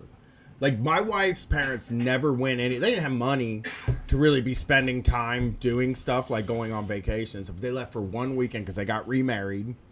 As all redneck families do, you got to get divorced and then married to the No, same I mean, person it's again. a special. Don't say it's all. It's a very special It's circumstance. a very redneck thing. to Divorce do. and remarried is just that's country music. Right. So they got remarried and they were like, we're leaving Friday and we're coming home Sunday. And she had friends over. I wasn't there this time, so I'm a good person, but she had some friends over and one of them ripped the bathroom sink off the wall. See? No. My parents were No, gone. that's not. I don't have to be cool with that. How do you even fucking... No, yeah, no. That's what... Well, It would have been cool if you hadn't done that, but everything up to that point was cool. But when you break off the bathroom thing, was a problem. Yeah. Well, that's what I mean, we getting- did. Yeah, yeah. One of the things I'm getting at is that, like, so next year in May, we're doing a Hellfire tour. Those are 10-day tours. Mm-hmm. And I want to take Katie to sell the merch. And I'm hoping to take Katie to sell the merch. And it would be ignorant of me to think that kid wouldn't throw a party while I was gone. No, yeah, man. But I have family here in Columbus, and I have family that lives right down the street. So she can't do anything crazy, I don't think. But I have thought about it, like, man, because last night she went, I'll say this, she went to homecoming last night, and when she came home, I was just like, what if she's hot? Like, I started thinking if she was high, you know what I mean? And I don't know why. It was just like, and also, like, trying to ask her about grinding, you know? Did you grind with anybody? Just wanted to know. Didn't get an answer on that. So, but anyway, it's just like, I wonder if she would throw a party. I don't know. I don't think so because she's a chicken shit, you know? Yeah. Well, what if you went up to her? What if you went up to her and said, "Look, I know you're going to throw a party when we leave, and here's the rules of the party while I'm not here." Brian, I mean, you made. I like that, Jeff. I mean, you just fucked up in every single way, and you were a complete piece of shit that decided to be a decent person, and you raised a kid that's just decent. You aren't a bad enough parent to raise a kid that would do that. Right, because it's like I hated my parents, so Yeah. I was like sort of being like, You wanted, "Fuck you, yeah, Dad." You know it what was I mean? hilarious when someone stomped mud into the carpet. Yeah, it was hilarious when Jason ran down the steps and broke two of the banister things. Yeah. and then put them back together, like because we had like a banister with the little wood things in them, and Jason's ass ran down the steps and broke two of them while The my parents spindle were or gone. whatever that The shit is. Yeah, he broke two of them while my parents are gone, and then he fixed them. He just stuck them back together. And one day, my dad was running down the stairs, and he brushed up against them, and they broke. And his motherfucker's like, "What'd you do, man? How did that happen? We got away with it. They never great. fucking knew. It Yeah. was so funny." Yeah. Yeah. Well, yeah, I mean, but unfortunately, I mean, that's not your life. I mean, you can speculate all you like, but your kid is, I think, just Boring. boring. Yeah. Yeah. Mm-hmm. Chicken. Yeah. I think she'd probably have two or three that's people okay. over. That's cool. Sure. I mean, it's disappointing. better. Rebellion. It's better. It's better that way. I know it's a little disappointing because like you spend Watch that movie, The Perks of Being a Wallflower. That's Okay. what it is. when you have a kid, you spend like the first 10 years like being like, I'm ready. When she's a teenager, I'm ready for anything, you know? And then they get to be a teenager and they're boring and you're like, what the fuck, man? I was Yeah. ready for this. I trained. I fucking know when Well, kids are you're doing not. bad shit. You also, I mean, you're also getting. You're like, what? You're also the most foolish person in the world because you're 3 weeks into high school and you think that you're already done with it. No, I don't think I'm already done with it. I just feel like it's not going to be that hard. I think it's easy. Oh yeah, usually about 3% into something is when you can really get a grasp on what it's going to be like. I just don't know what bad could happen.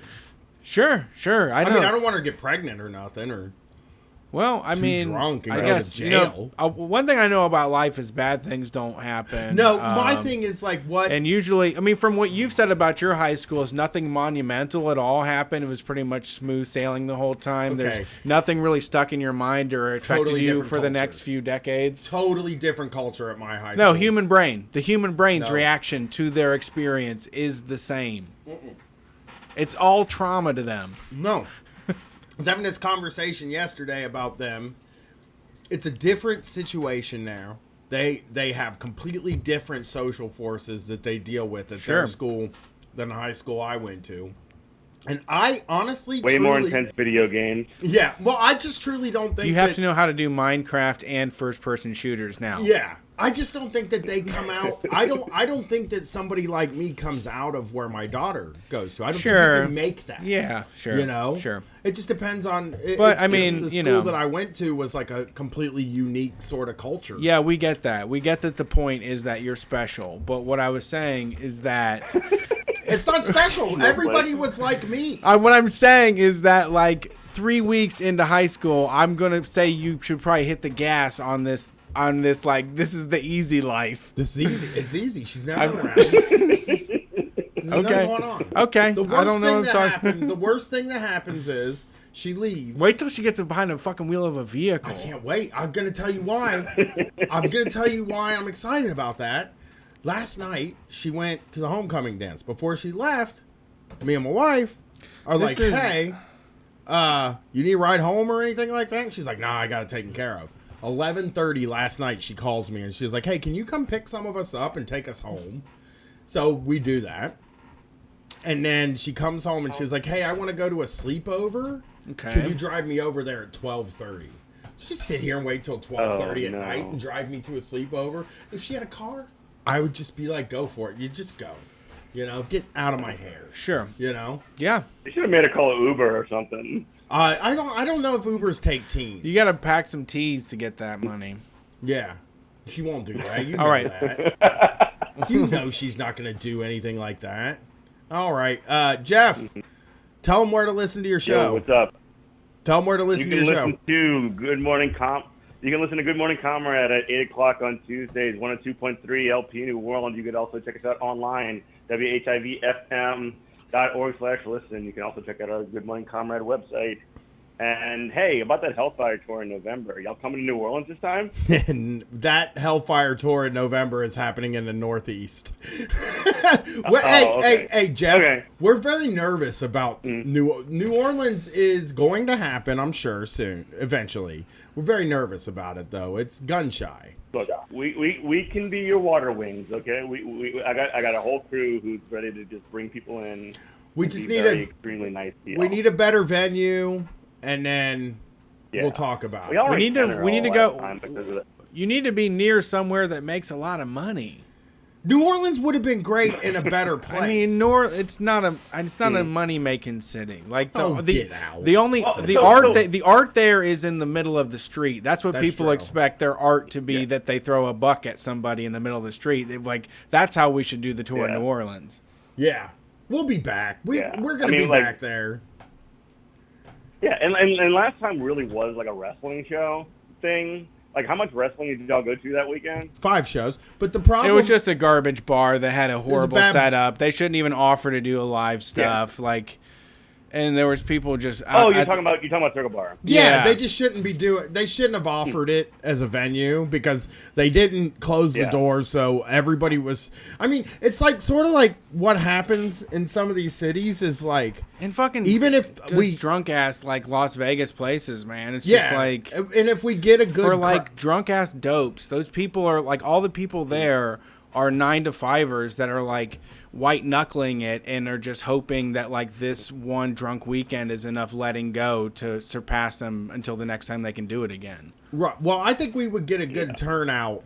I think we could get a good turnout in New Orleans. I think that it just what happens is sometimes we go into a city and the place we play just sort of paints the city, and then we walk away and it's like, God, we gotta go back. Yeah, we did hate Atlanta the first time. All right, here's what needs I to know. happen next time. Next time, y'all like I'll get a committee together and we can just make it happen like on this end. Yeah, if We y'all- just have to figure out where the money making city though is nearby. Like No, we maybe just have from to get a like venue Texas, if and- we could drive over from Texas. That's true. Yeah. Because there's money in Texas. There is like so in between New Orleans and Texas is pretty much Baton Rouge, Lafayette, Shreveport, which actually, Broke I mean, we got people. friends out there too. That can almost be like a Lafayette could be like a central location. That for sounds like a Baton Rouge. 30 person show. Sounds like we're gonna we have to that's figure like a out. special Well, if we're- engagement well, if show. we're- That would be like a So night if we're, with Street if we're Fight. drawn from Lafayette and we're For drawn like from Baton $45 Rouge a and ticket. New Orleans, I think that'd be it. Anyway, We're gonna come we're there, getting Jeff. there. I promise. We'll be back in New Orleans. We're not like never coming back. We just Yeah, have we to. won't ever come back. we but- just have to figure out We'll how. never come back.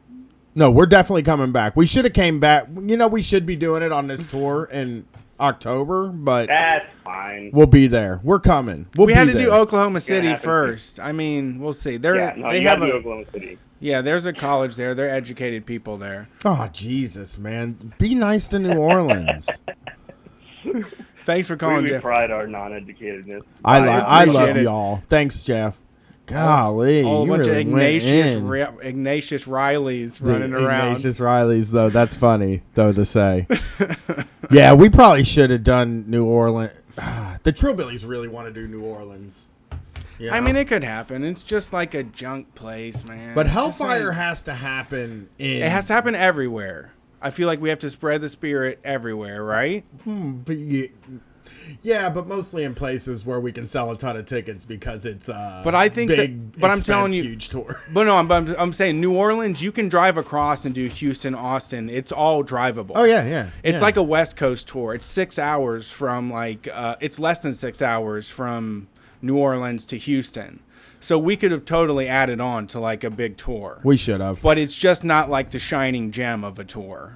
It's Yeah, own it's got to be place something. for I mean, we could honestly, we might even. hurricanes and people that like iced beverage, like people that like slushy and alcohol. I mean, we're going to be in Charlotte, North Carolina next year. It looks like we could maybe do Charlotte, Atlanta, Birmingham, and then New Orleans or something. That's but, true. You know, Maybe the, we'll see. The RNC is in Charlotte next year, so we'll be there. Right. I would rather go that to the DNC, to tell you the truth, because there's more weirdos. Guess what, Brett? We got some big news for you. Okay. Big event I'm going to be checking out on Tuesday. Beto O'Rourke is coming here Oh, really? During the day? during the day. Yes. 4 p.m. Oh no, that's not during the day. That's Fuck. during the day for me. That's like that's dinner and shit. if you that's get I got to pick there- up my kid from school. people are going to be waiting in line at around 1. I'll probably get up and walk over to campus and just I want to get a look at them white people. Beto at campus. I know. I want to see that long ass face in person. I want to see that thing all stretched out. Motherfucking Moon Man. Oh, I want to see like Hey, folks. Ready? I'm here. I can't wait to get him. He's gonna stand on a chair or something, right? I don't know. I Those want to see fucking his gigantic audience. piano teeth. I want to see his audience because I think his I really audience love. would be wider than mine. What was I'll tell that- you that right now? What was that? What were the videos this week of everybody the crowds getting riled up? Were they doing like a drumline competition or He's like something? cursing. They love it when he curses. No, Klobuchar, Kamala. Oh, steak Booker. fry. What was it? This is a steak fry. I think it's just another one of those crazy Iowa things where like Oh, people get involved. yeah. Hey, we're really fun. It's wild that they do that. Like they just go to Iowa. I'm gonna unbutton my cardigan all the way and just let loose. Right, they like go to Iowa and just spend all summer there, like dicking around. Yeah, it's so weird, eating man. fried food, getting Yeah. powered up. Oh, it's yeah. kind of like hibernating. Yeah, we had a steak sandwich because they ain't going in there. They're not going there during the winter. They don't want to be there during the winter, so they just go now and they hang out. And they're like, "Remember back in the summertime, we were here all the Yeah, time." I loved eating. I would just wake up in the morning and eat an ear of roasted corn. I'd do a steak fry. Hey, send me music. We're gonna go to break now. Music time. It's break time. Break time. Thanks for listening to Street Fight Radio. You can find more of what we do on patreon.com, patreon.com/Street Fight Radio. There is digital PDF versions of the zine. There is video that you can watch. There is audio you can listen to. A lot of great things. Patreon.com/Street Fight Radio. This one has a great name. Give him enough rope, it says. This comes from Gadfly. I feel like we might have played this already, but it looks cool as shit. So maybe we should just do it again. Well, hey, I don't have any problem with that. I was drawn to it. It felt right it felt like the right time to do it. I'm sending it to you right now. You know how I get? I'll listen to the same shit 100 times. That's not. If even a it's good, problem it's for good. me. Oh wait, no, there's not enough. There's not enough. Never mind. Hold on, don't play that one because it's Okay. only 2 minutes I'm long. not gonna play that. You have to play. You have to send me something that's long enough. We need 6 minutes. About just 6. 6 to 7 to 10. Okay. Like, we usually do about 6 to 10 minute breaks. Okay. Let me Gives try us a this one little more time. time. Let's see what Airhead has to offer then. Airhead. Oh, poor Gadfly. Now they're probably feeling all Gadfly, bad. look him up. Gadfly's listening to the show and they're Like, getting fuck, sad. we had a chance. We only have 4 minutes of music available. What the fuck? Hey, Gadfly, you are on the list. You will be there. This Eventually. is only 4 minutes. But does it rock to the next thing? Do they have more than one thing? I only see one thing. Oh man, this is getting fucked up. Sorry. I should do this before. It's fine. Everybody's. Oh no, I have one. No, I have one, a good one. Someone to save us. I'm sorry. Someone to save us. Okay, someone to save us. Poor Gadfly. Here they are. The window smashing job creators. Yeah. They have a new Smashing album. Job Creators. Yeah, they I know reached them. out. They're from Olympia, Washington. So maybe we'll try to talk to them when we do the show up there in November. But they sent me their new release that's out. It's called Full Unemployment. Oh, I love that. Yeah, it's a great name. Thank you. All right. I'm glad I remembered this. Here comes the window smashing job creators. Their new album, Full Unemployment. The first song is Precarious Spiel. Find it at the window smashing job creators.bandcamp.com. 1, 2, 1, 2, 3, 4.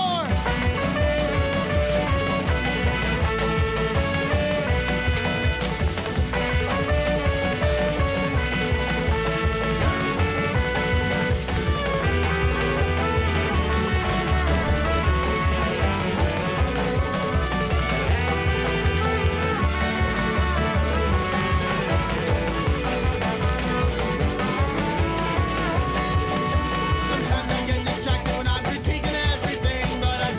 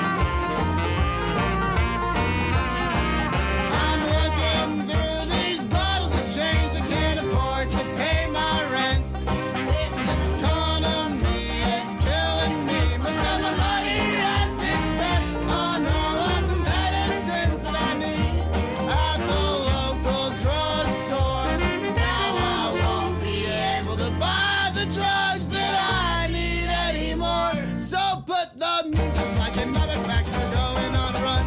We're going to shore never seen before. We're gonna ride towards the sun. We're going to outer space. It is the final frontier. We'll build communism there. After we build communism here, let's build a commune on the moon. Then let's build a commune on Mars. We've got billions and billions of comrades across billions and billions of stars.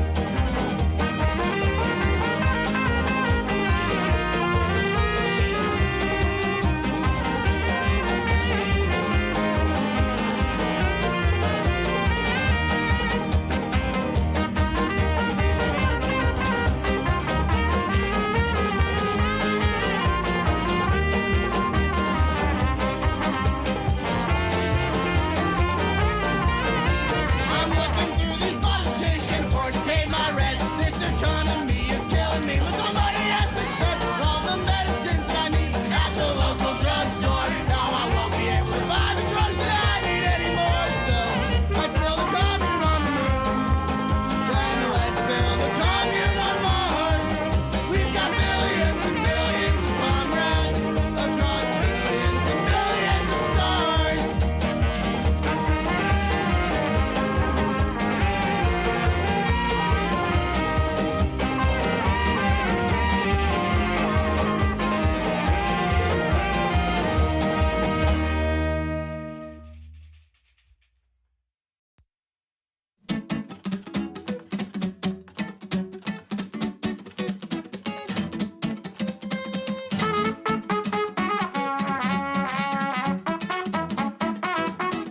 One, two, three, four.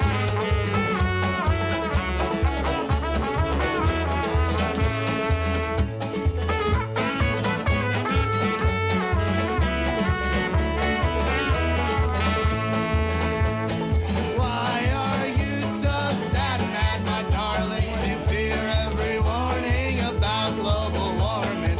Why are you so driven to fight the zombies that have arisen? Our tunes are inviting us to dance. We should run while we still have a chance.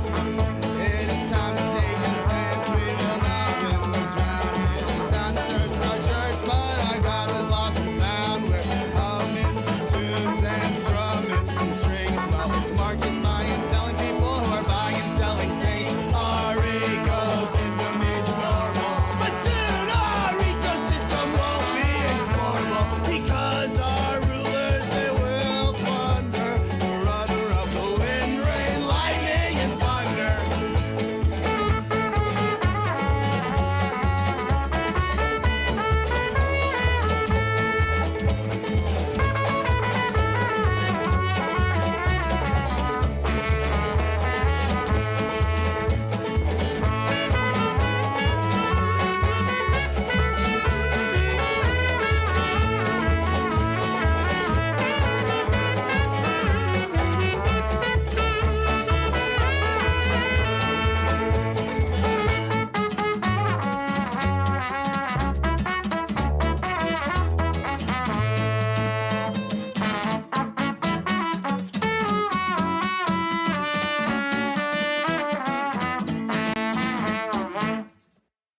Zero.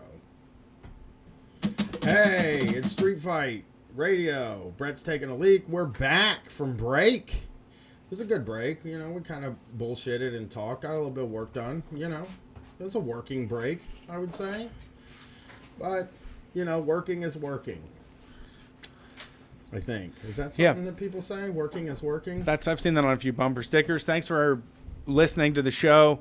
The call-in queue is full right now, so I wouldn't suggest you calling in. But you can watch the live stream 9 p.m. to midnight Eastern time over on YouTube, Twitter, Snapchat, all that shit, right? How does the queue get full, man? We don't Lots of even people post the call. number no more. You want to get into this? Yep, do it. Let's see. Thanks for calling Street Fight. Who are we talking to? Hey, what's up? This is Dave from New Jersey.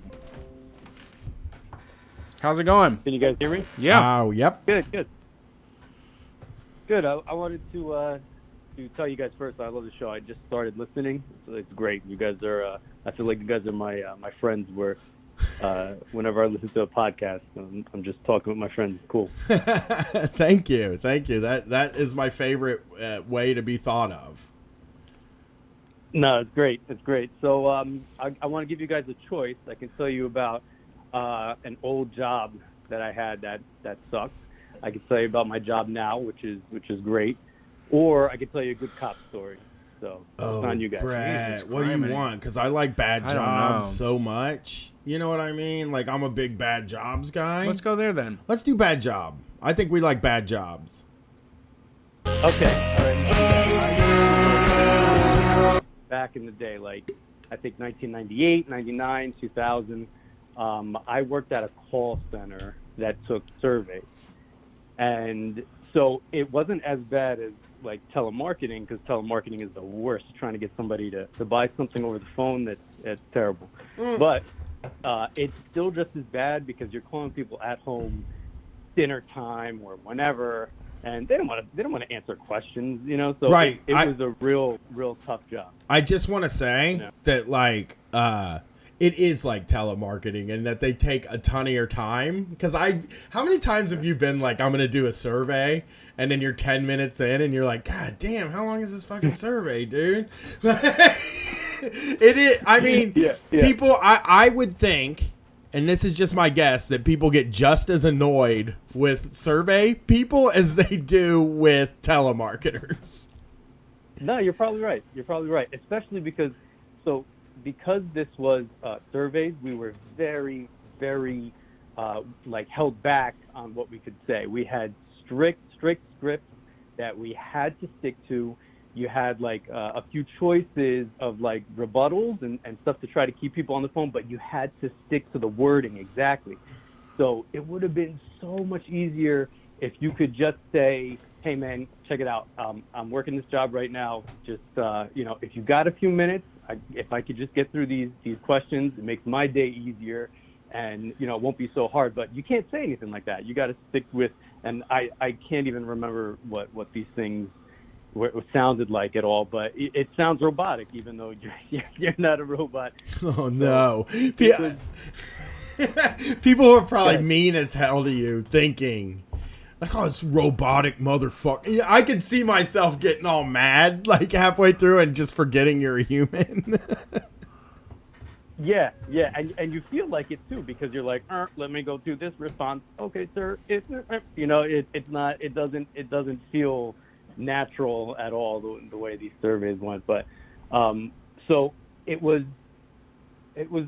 like everything was to the minute, and you had to just keep on dialing. I've heard it on other calls where it's like, the next caller, you just got to go right away. Yeah. To the next Auto caller, dialer. whatever. And then it was like torturous. You look at your clock, like, all right, I'm just going to take a break now. You have exactly 15 minutes for your break. It was a factory. It was a survey taking factory, but there was another section to it. So if you were decent at taking the surveys, you were quick on your feet, let's say, it sent you to another section, to another type of survey that you would call these people for a week straight.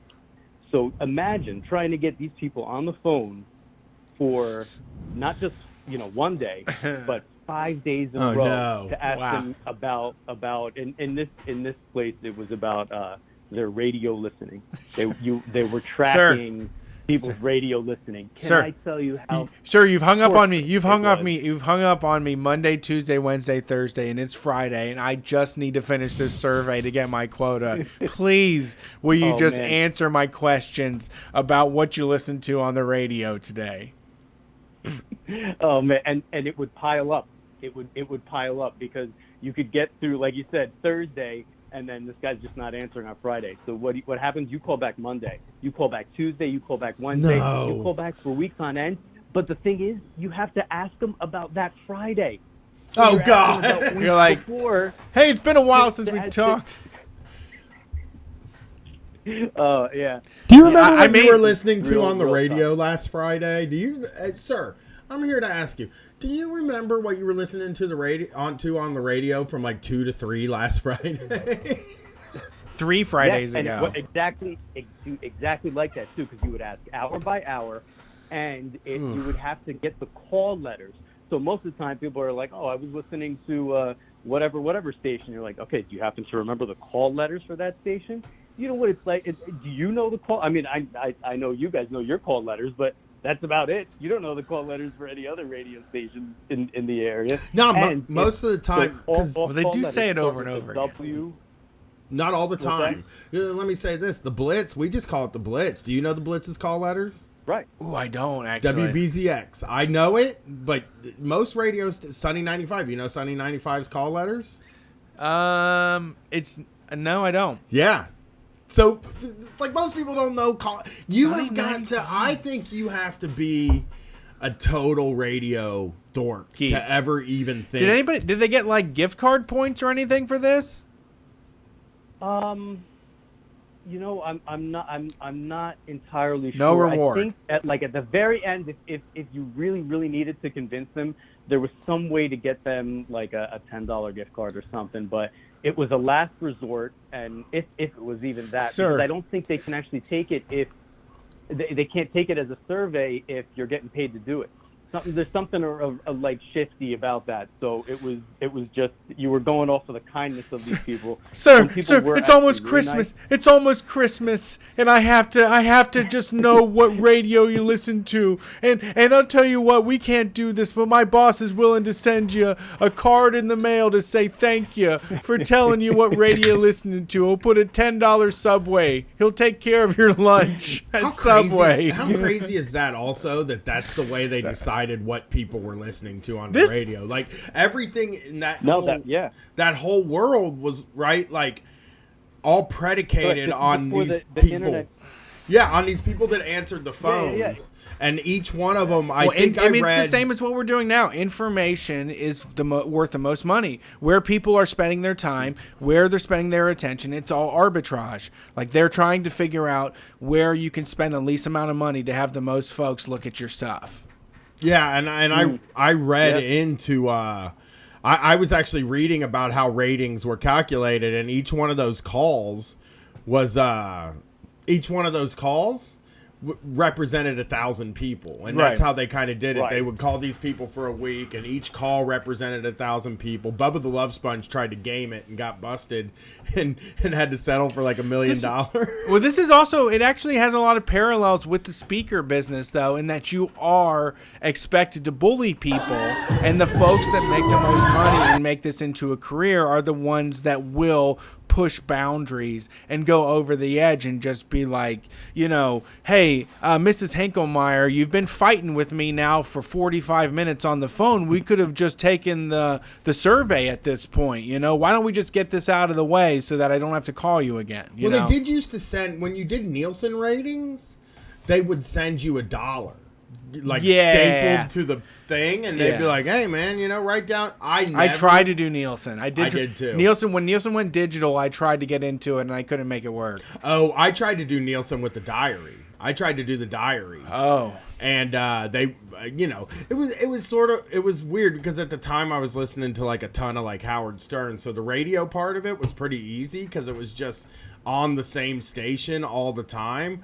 But then later on, like when you start talking about TV, they want you to sit down with a pencil and a piece of paper and write down what you watched and how long you watched it. And it's like, oh man, no, I'm not doing it. I don't want to confront this. I don't want to confront this information. Think about what you guys, you know, we used to do, or I don't know, maybe some people still do it, but you scan the station. So in a 15-minute block, you could have went through 10, 12, 14 stations, and then we asked, okay, do you remember what the first station was? Do you remember what the second station was? Do you remember the call? That's letters for that aggravating. station? And then as this is all going on, if they can't remember or they can, we're writing it all down. We have to, you know, track it, all exactly to that minute. So imagine if in this next 15-minute period, how many stations did you listen to? Oh, well, I scanned again. Oh, okay. So what was the first station that you landed on? What was the second? It was That's bullshit. tedious and torturous, man. I mean, it was so bad. It drives me nuts too, because like as somebody that is not too averse to the idea of like being sovereign and all on your own, like voluntary as shit. Like if I am willing to tell you all of this stuff, like I should be paid or rewarded. Like you're going to take this information and then turn it into a lot more money. You know, that's the thing about the Facebook issue is that folks have that conversation. I really do understand the concern where, you know, we are on there for free and all of these advertisers are, you know, paying for all of our information and we don't, we're putting it out there. And I willingly put it out there. I like it when they like there's some shit that I dream of in the middle of the night and I kind of just call out the name or I call out the description and the speaker on my phone listens to it and funnels it into the Instagram app. And then all of a sudden I'm scrolling Instagram and the product of my dreams is just fucking right there in front of me. You know, I'm like, I like that, you know, like I don't mind that, but like, I think that like you should also pay, you should give me a discount. Like more, I guess I get a discount code. That's what I get, right? That's the payoff is a discount code on all the products from your dreams. Yeah. We guarantee a discount code. Yeah, I mean they should have been paying the people that were taking the calls. I think that's where it's fair. Is like they're buy really them asking fucking you. lunch. Huh? $5 to $10 would be nothing. Yeah, absolutely. Yeah. Yeah, and because I do market. That's the thing too. Is like when I did real market research, they give you a check for like $60 to $200. You get paid real money. Sorry, go ahead. Oh, yeah, no. I was just trying to say like lead with that, meaning like if I could start with the first line is, if you have a few minutes to take this survey with me, there is a $15, $20, $40 gift certificate at the end that we can send you. Blah, blah, blah. Because that would make people so much more inclined. They wouldn't be so defensive. They'd be like, oh, you know what? I would do it for a $50 gift. You could, sure. I would team up with Red Robin. Hand out some Red Robin cards. People would tell you everything about their fucking life. I would do it. Yeah. I would never take on that responsibility now. You know, I would never take on, well, I don't listen to radio anymore, but I would never take on the responsibility of answering a call 7 days in a row, telling somebody what I was listening chasing to. someone I down. Just never do that. I would you do know, it but to, if you were like, here's $50, you got to tell me I'm going to call you 5 times this week and ask you what you listened to on the radio, and you need to answer it. I'd be like, okay, yeah, let's do this. I'm in. You know. Right. But they want you. They want you to not like. Because I actually had several of those relationships going where I would record things. It was all through digital forums and things, but I always make sure I got rewarded. There's nothing. I'm not going to give you all that information for free. Yeah. That is grueling, man. That is a huge challenge. Right. And I'm sure it was just the turnover was probably incredible, right? It was just people getting funneled through the machine. Oh yeah. Oh, definitely. I mean, I didn't last very long there myself. How could you? You can't take it. You can't take it after a while. I mean, any job where you watch the clock, you're going nowhere. You can't deal with that. If you're watching the clock at a job, which a lot of people do. I mean, most of my jobs I was a clock watcher, but it really strains on yourself, on your day and the rest of your life too. Yeah, I got out of there quick, but it was real torturous because of how it was very like a dictatorship, because they also would listen in on the calls, and sometimes you could tell when they're listening in, and sometimes you can't. But I never could tell. You're constant on edge. Like, are they listening to this call? And, what? I can't say anything wrong. I keep fumbling. Oh, I said that wrong. Did they catch that? It's tough. Big Brother for your paycheck, and it's fucked up. Well, thanks for sharing your story. We appreciate it. Brett, did you? Yeah, man. I'll call back next time. I think next week you guys are away, but I'll call back with the rest of the story. We'll be here next week. We'll be here next week. We're here next week. We want to hear the rest of your stories. Oh, okay. Yeah, just give us a call back. Cool. Yeah, I thought. Brett, did you ever know if they were listening at the call center? I never knew. I could never tell they were listening. Some people told me, but I don't think I ever knew actually. I actually, Sometimes they would pick up a call and I'd be like, "Oh, for real? You heard that one?" Like yes. Well, that was. they would start to play it and I'd be like, like fucking start biting my fingernails. You know. If something got nasty, I always just assumed they were listening because it's just like, they got me. You know, this one they got me on, and then they would come and get you. And like at the cable company, they would do that too, and they QC, and they're like, "Yeah, we QC'd this job," and they would say the address, and I'd be like, "Oh, well." You know, it would also be funny. It would be funny because I don't know. I mean, I just have I don't know. I'm just like a serial killer in some ways where there would be a bad call and then at the end I would try to sell them. Like I would do whatever was required of the job. So they would listen to me like go through this call from hell and then I would be like, have you considered switching to like a Discover Card Platinum to take care of some of these issues? And this person would just be like, I'm going to fucking find you, Brett. I'm going to fucking find you. You know, I know where you're at. And like they would threaten my fucking life. And I'd be sitting there like with the person that's like, you know, monitoring the calls like, yeah. But I did ask him about switching to Discover Card Platinum. You heard me, right? Yeah. I mean, my worst thing was that you had to apologize when you answered every call, and I just sometimes didn't do it because I didn't. Yeah. It's not sincere. Who cares if you do it, you know? Yeah, they want you to sound like you care, and you don't. Yeah, but the person calling knows you don't care either. Yeah, you're just trying to make it through. Nobody, it's like a gauntlet. You're just making it through a system. Yeah, like nobody. Phone tree. Yeah, nobody here cares. So saying I'm sorry is pointless. Yeah, welcome to the world of not caring. It's customer service. Let's see who the next call is. Thanks for calling Street Fight. Who are we talking to tonight? Hey, my name's Chris. What's up, Chris? Yeah, so for the past few weeks, well, I kind of started on... Uh-oh, you're cutting out, Chris. Warming up, Chris. Yeah, so basically I have been making a YouTube video kind of like debunking these, like this kind of, it's this industry-funded website that is basically saying how coal is like great and that it's actually like super beneficial and that just don't worry about the effects. Sure. Yeah? Yeah, and one of the things that... Go ahead. I'm not sure. Yeah, I don't know. Your connection is like, it seems like you're dropping out or something. Yeah, we keep missing large pieces. I'm sorry. I'm sorry. I'll get to a slightly better place. When I go on this website, I have like citations. It almost it says the opposite thing it says. Yeah, I don't know. Oh, yeah, I get what you're saying. It keeps cutting out. I don't think the listeners get it. Yeah. Oh. Should I call back some other time when I get a better reception? Yeah, we're like missing every other word. I apologize. Oh, it's fine. All right. Yeah. So I'll call back like next week. Okay. Yeah. Cool. We'll be here. Get like a James Bond phone. I feel bad. I always feel bad when people call in and they don't get. Yeah, I don't know how to. I don't. Yeah, there's nothing. Well, we can can't do. fix it. It's just That's the way the world works. It's technology. Thanks for calling Street Fight. Who are we talking to? Did Jason leave? Hi there. My name's Jason. Hey, Jason. I was just talking about you. Yeah, my name's Jason. I am 23 and I live in Portland.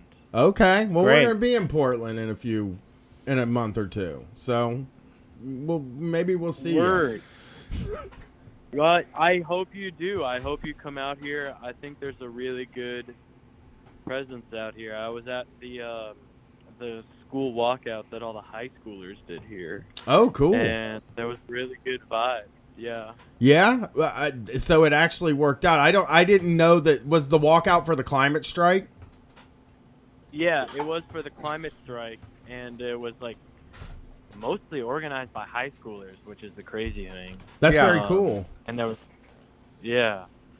Yeah, I'm 23. I think I just got fired today. Oh, no. From my job. Yeah. If you don't know, then you probably did. Yeah, you got fired if you don't know if Yeah. you got fired. I'm going to tell you that right now. Somebody's telling you. Someone right now is saying that they fired some pissant 23-year-old. Probably. I'm pretty sure she was talking about me to other people working in the pizza joint. Like as I was leaving, she was like already getting on that soapbox. Like, Yeah. Already, like. Yeah, I mean, you don't envy the person that if that's all they got going for them. What happened? Do you as- mind us asking what happened? Oh, sure. It was so I came in today and I was like a little late and like the restaurant was totally slammed. We were getting all these pizza orders. Can I ask how and we late? were- I got to stop you and ask how late. How late is a little? Because for me, a little late's a half hour. So that like your miles may vary. No, it was like it's like 4:00, but the pizza joint is like, I got in like 4:10. 10 minutes Oh, late. yeah, that's nothing. Yeah, you weren't late. Yeah, 4:10, maybe 4:15. Like I got in. It's annoying, but I it's felt- not like, late. I'm the kind of guy where I normally show up early for work, but they don't even let me clock on to start working. So I'm fucking sitting there in like the middle of this pizza restaurant doing nothing. My So goodness. as far as I'm concerned, if they don't want me to fucking work early, then I'm not gonna kill myself to get True. on time when Preach. like it's like it's ridiculous. No, you're right on the money. I mean, 10 minutes is not outrageous. That's like there was a train, there was some weird traffic. 10 minutes is nothing to get mad about.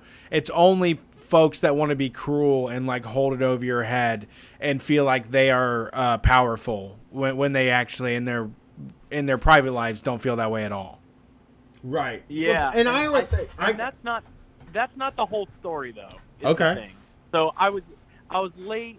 I was working like 2.5 hours of just like straight work. We were really behind, and we were clearly very understaffed. Some backstory for this place is that the owner, she like owns a franchise. This is like a chain here in Portland. So the owner, her 2 kids are both employees. One Love of it. them's a manager, and she pisses everyone off. And then the other one is like this problem guy who like is always sort of like muttering to himself like over the course of the day and saying like kind of whack shit. Like he tried to Yeah. convince me hip hop was bad for black people the other day. oh no. Yeah. Nepotism is bad for everybody. Yeah. And it's like, guess who didn't show up for work? Probably her son. Yeah. Like, Yeah. That's probably why everyone's so fucking stressed.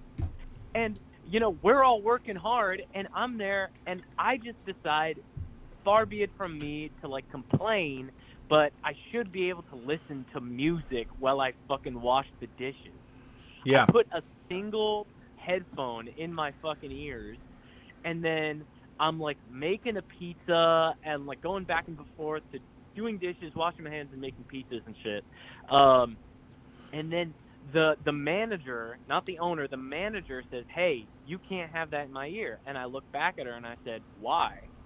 And then she just fucking was like, because it's like she just started stuttering and said something about how it's distracting and then walked away. And then like fucking 20 minutes later, the owner comes up to me and he's like, "Hey, you take that out when a manager tells you to." And I said, I tried to explain myself, and then she just told me to get out. Oh no. Oh, great. Well, it's not a bad. I mean, it sucks to be like scared and shit about what your life is going to be like for the next few weeks, but also those places, I'd rather just be out the door than put up with them sometimes. Yeah, I do. 100%. Right, there was the camera store job I had. I really hated that job, and like I just was never gonna leave because I was making $8.50 an hour, and it was just like, I'm here, I might as well do the work. I feel like sort of locked into this. So like having the opportunity to quit and get out of there was like probably the best thing for me because, you're working at a pizza shop, you're making, I mean, just in my mind, anytime I worked at a pizza shop, I was making like minimum wage, maybe $1 or $2 more. And it was like, I'll just, if everything goes to shit, I'll just go work at McDonald's. Yeah. I'm going to make that same money there and there's usually a higher ladder that You 'cause, know, like, you know that's the somebody thing. that can take your car and dig out the lug and fix it for $40 instead Yeah. of for $1,000. So you have connections. Well, and even having that thing about working in a family business is just like if you work at a business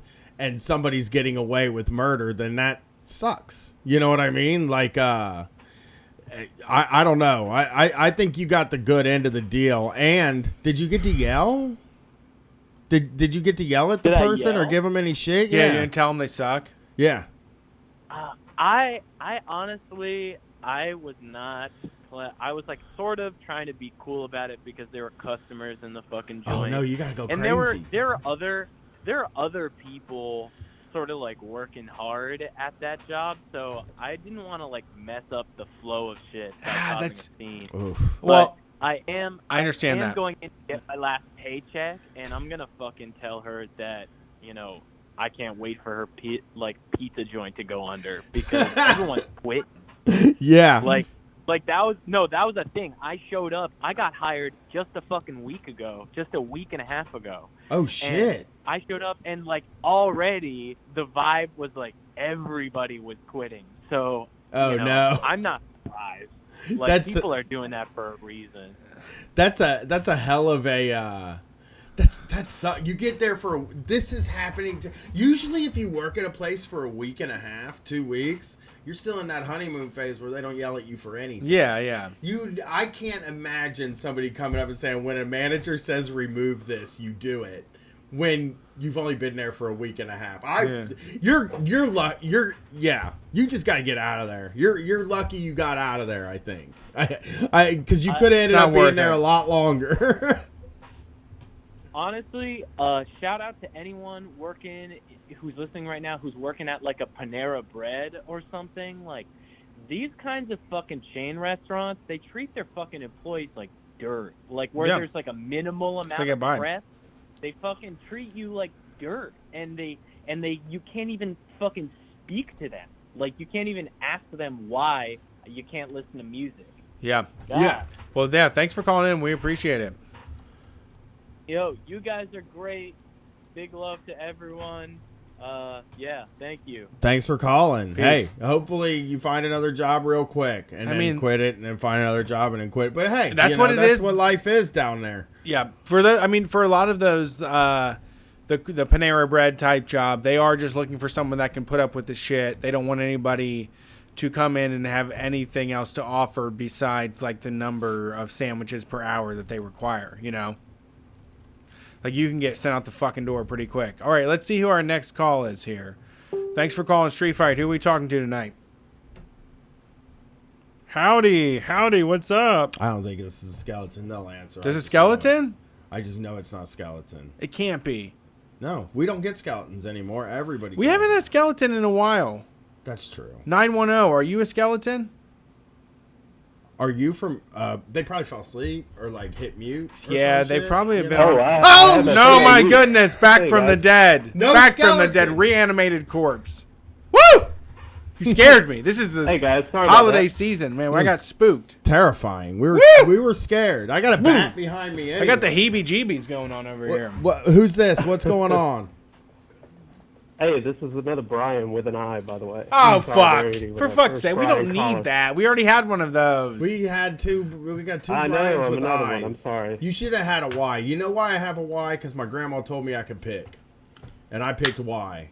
Wait, after you were born, your grandma let you I pick? mean, that was okay. So Wait, I said, how is that? That sounds like a goddamn country wanna music hear- song. well, I lived. My grandma let me pick. I have told you that basically my mom's. Why side of do the I spell family- my name with a Y? Well, because my grandma said that I could pick the one that I like best. Right? My mom's side of the family is country music. Like Okay. all of it. You met my mom. But you know her. they let you go and did you have to sign to change it? No, my mom. I asked how I She spell my name. And she intuitively was like, knew. "How do you want to spell it?" And I said with a Y. And they were like, "Oh, cool. Then it's with We a already Y." picked that. But they already picked it. Yeah. But they let me feel like I picked. You know what I mean? What if I would have picked I though? That would have been a motherfucker. Yeah, You that's know? tough. I like Y though. I think Y is a great letter. It's powerful. I hate my last name. It's Love my not. first It's name. not a real vowel. It doesn't really get any. It's not like always a vowel. You know. It's just spreading out. You know what I mean? That's why I like the Y instead of the I. It's like spreading out. You know, it's like It's like man spreading letter. It's like a powerful way to spell your name. You know what I mean? Yeah, it takes up more space. Yeah, it takes up a lot more space. So what's going on tonight, Brian? With a very small I that doesn't take up as much space. Nothing much, guys. I love your show and looking forward to your visit to Seattle and or San Francisco, depending on your date. Both. Both Look places. forward to that. And, both. That'll be fun. Yeah. Yeah, we're Seattle doing both treats of us them. well. That was one of our best shows we did on the West Coast. Yeah, we love that part of the country. Yeah, I just moved there a couple months ago. So Isn't it like I'm the new to coolest area. fucking spot? And everybody has like huge asses because there's so many hills that you have to climb that you just get so much development in your glutes. It's also a lot of weed there. Oh yeah, there's a lot of hiking Just like a really great place. and a lot of weed. Yeah, you'll see us. Oh yeah, it's super cool. I don't know when we're going. The date's already made and done, and the tour's all set up. I have. I could tell you, but We'll announce them this week. we're pushing probably. Texas right now. Yeah, we're pushing Texas right now. So. Oh yeah, of course. So what's up, Brian? So I also had a small business pirate story. If y'all are interested. Always love interested in SBTs. those. All right. So I worked at this non-chain restaurant in my hometown on and off for about 9 years.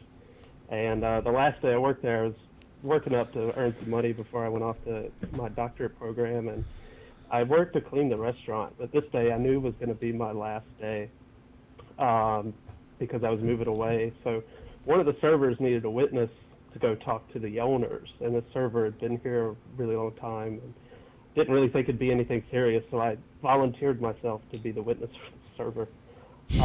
At the time, the owner was going through this really messy divorce, and they both had their names on the restaurant, married for 15 years. So his wife comes in the night before this meeting and asks the server to get money from the drawer, something she had the right to do as co-owner. Mm-hmm. And we go into this meeting, close the door, and the owner asks how much money his wife took from the drawer. And the server, again, worked for 10 years or so, refused to tell him, said, I'm not getting in between you guys. Yeah. This is your business. If you want to know, just ask her, right? I mean, that makes sense. Yeah. So he fired her on the spot in this meeting. This sounds like a fucking Or Tennessee insubordinate. Williams play. On the spot. So like they're in a meeting and he fires who? He fired the server. Okay. I was just there as a witness to what was going on, apparently, because he liked to have witnesses in there. Oh, jeez. Maybe he's like Mike Pence or something and doesn't like to be in a room with a woman or something. He's alone. I don't paranoid. know. Yeah, he's a paranoid. Was he like a conservative weirdo? Oh, yeah, he's the biggest prick in town, in my opinion. But Well, he's the owner that goes around and tells everybody he's giving them the best table in the house. And Well, I have to say, you know, like, the community eats this shit up, and it's like... Is he popular in the I community? swear to God, he's going to run the mayor. Yes, he's super fucking popular, and it's the most disgusting thing ever because all of his employees knew how much of a prick he was.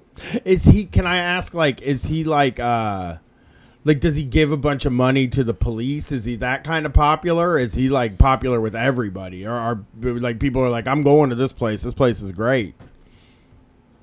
Well, he's definitely involved with the police. Like, Yeah. police were pretty much regulars at his job at the restaurant, and he does like a feed the homeless thing like every Christmas or something to, I guess, kind of look good. But he's one of the most ungenuine people I've ever met. Yeah, that's wild. Yeah, I mean, any I gotta say, Go ahead.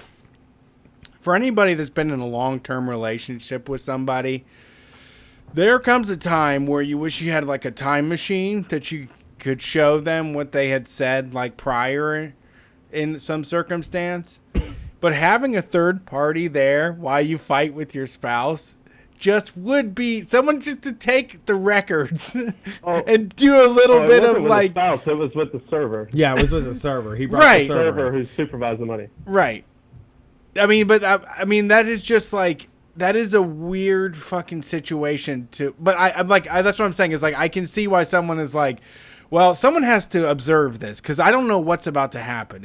There's been moments in my life where I was the server. I was an employee that had to go talk to a boss that had a weird level of control over me in an intimate relationship, but I didn't have a third party observing the whole thing to kind of jot down what the hell was transpiring. Yeah.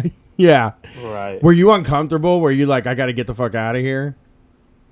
Oh, as soon as it happened, I was looking around. I had no idea what to even do in that situation because it was the last thing I expected. Yeah, you're like, I don't have a Like, badge. I don't have like certification for this or anything. Then I'm not gonna. There's nothing Yeah. about this that I can do that makes this legal or sane. Like I just want to get out of here. Right.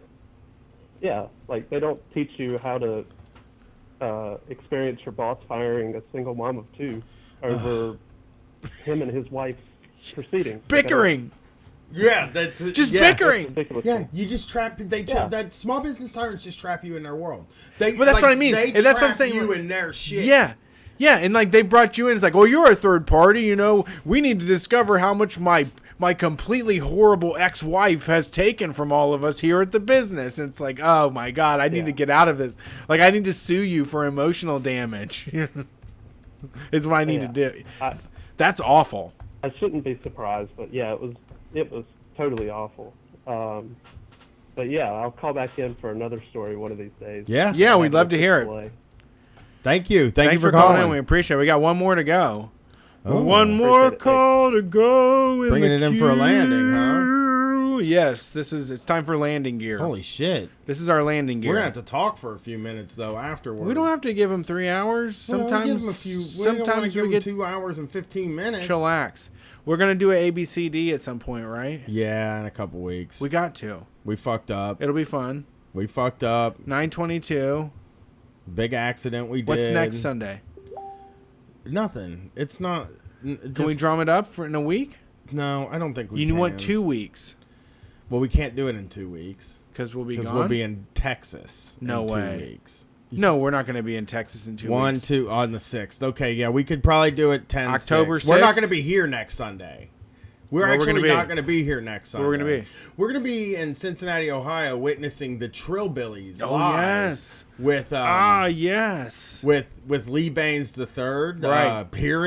Just hearing from people like around that have like access to the Trillbillies. We don't.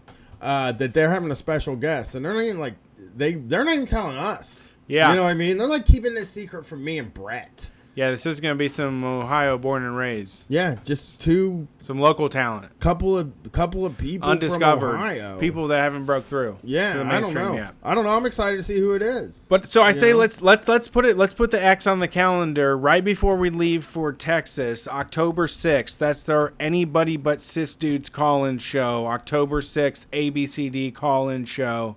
Announce it, right? Yeah. That don't work? Yell at us. And so if you are anything but a cis dude, you can call in. We want to hear your struggle. I want to hear how Brian did tonight on his little tiptoe through the tulips of, understanding, the world that we're living in now. Like, I do appreciate it. I wasn't trying to be an asshole earlier. I was just trying to move things along. But Brian, I appreciate your bravery. Oh, thank you. You know, You're amazing. You blow me away I'm every amazing. single Oh, week. Jesus. Now you're embarrassing me. You can find more of what we do at streetfightradio.com. You can find our bonus material, patreon.com/streetfightradio. You can also come see us. We're going to do a live show in Austin, Texas on October 14th. We're going to do a live show in Oklahoma City, Oklahoma on October 16th. We're going to do a live show in Dallas, Texas on October 17th. And a live show in Houston, Texas on October 18th.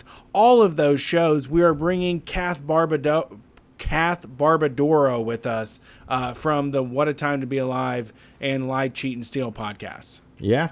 One of our favorites. One of the best people in New York. One of the only good people in New York. She's It's one of my favorite people in the world.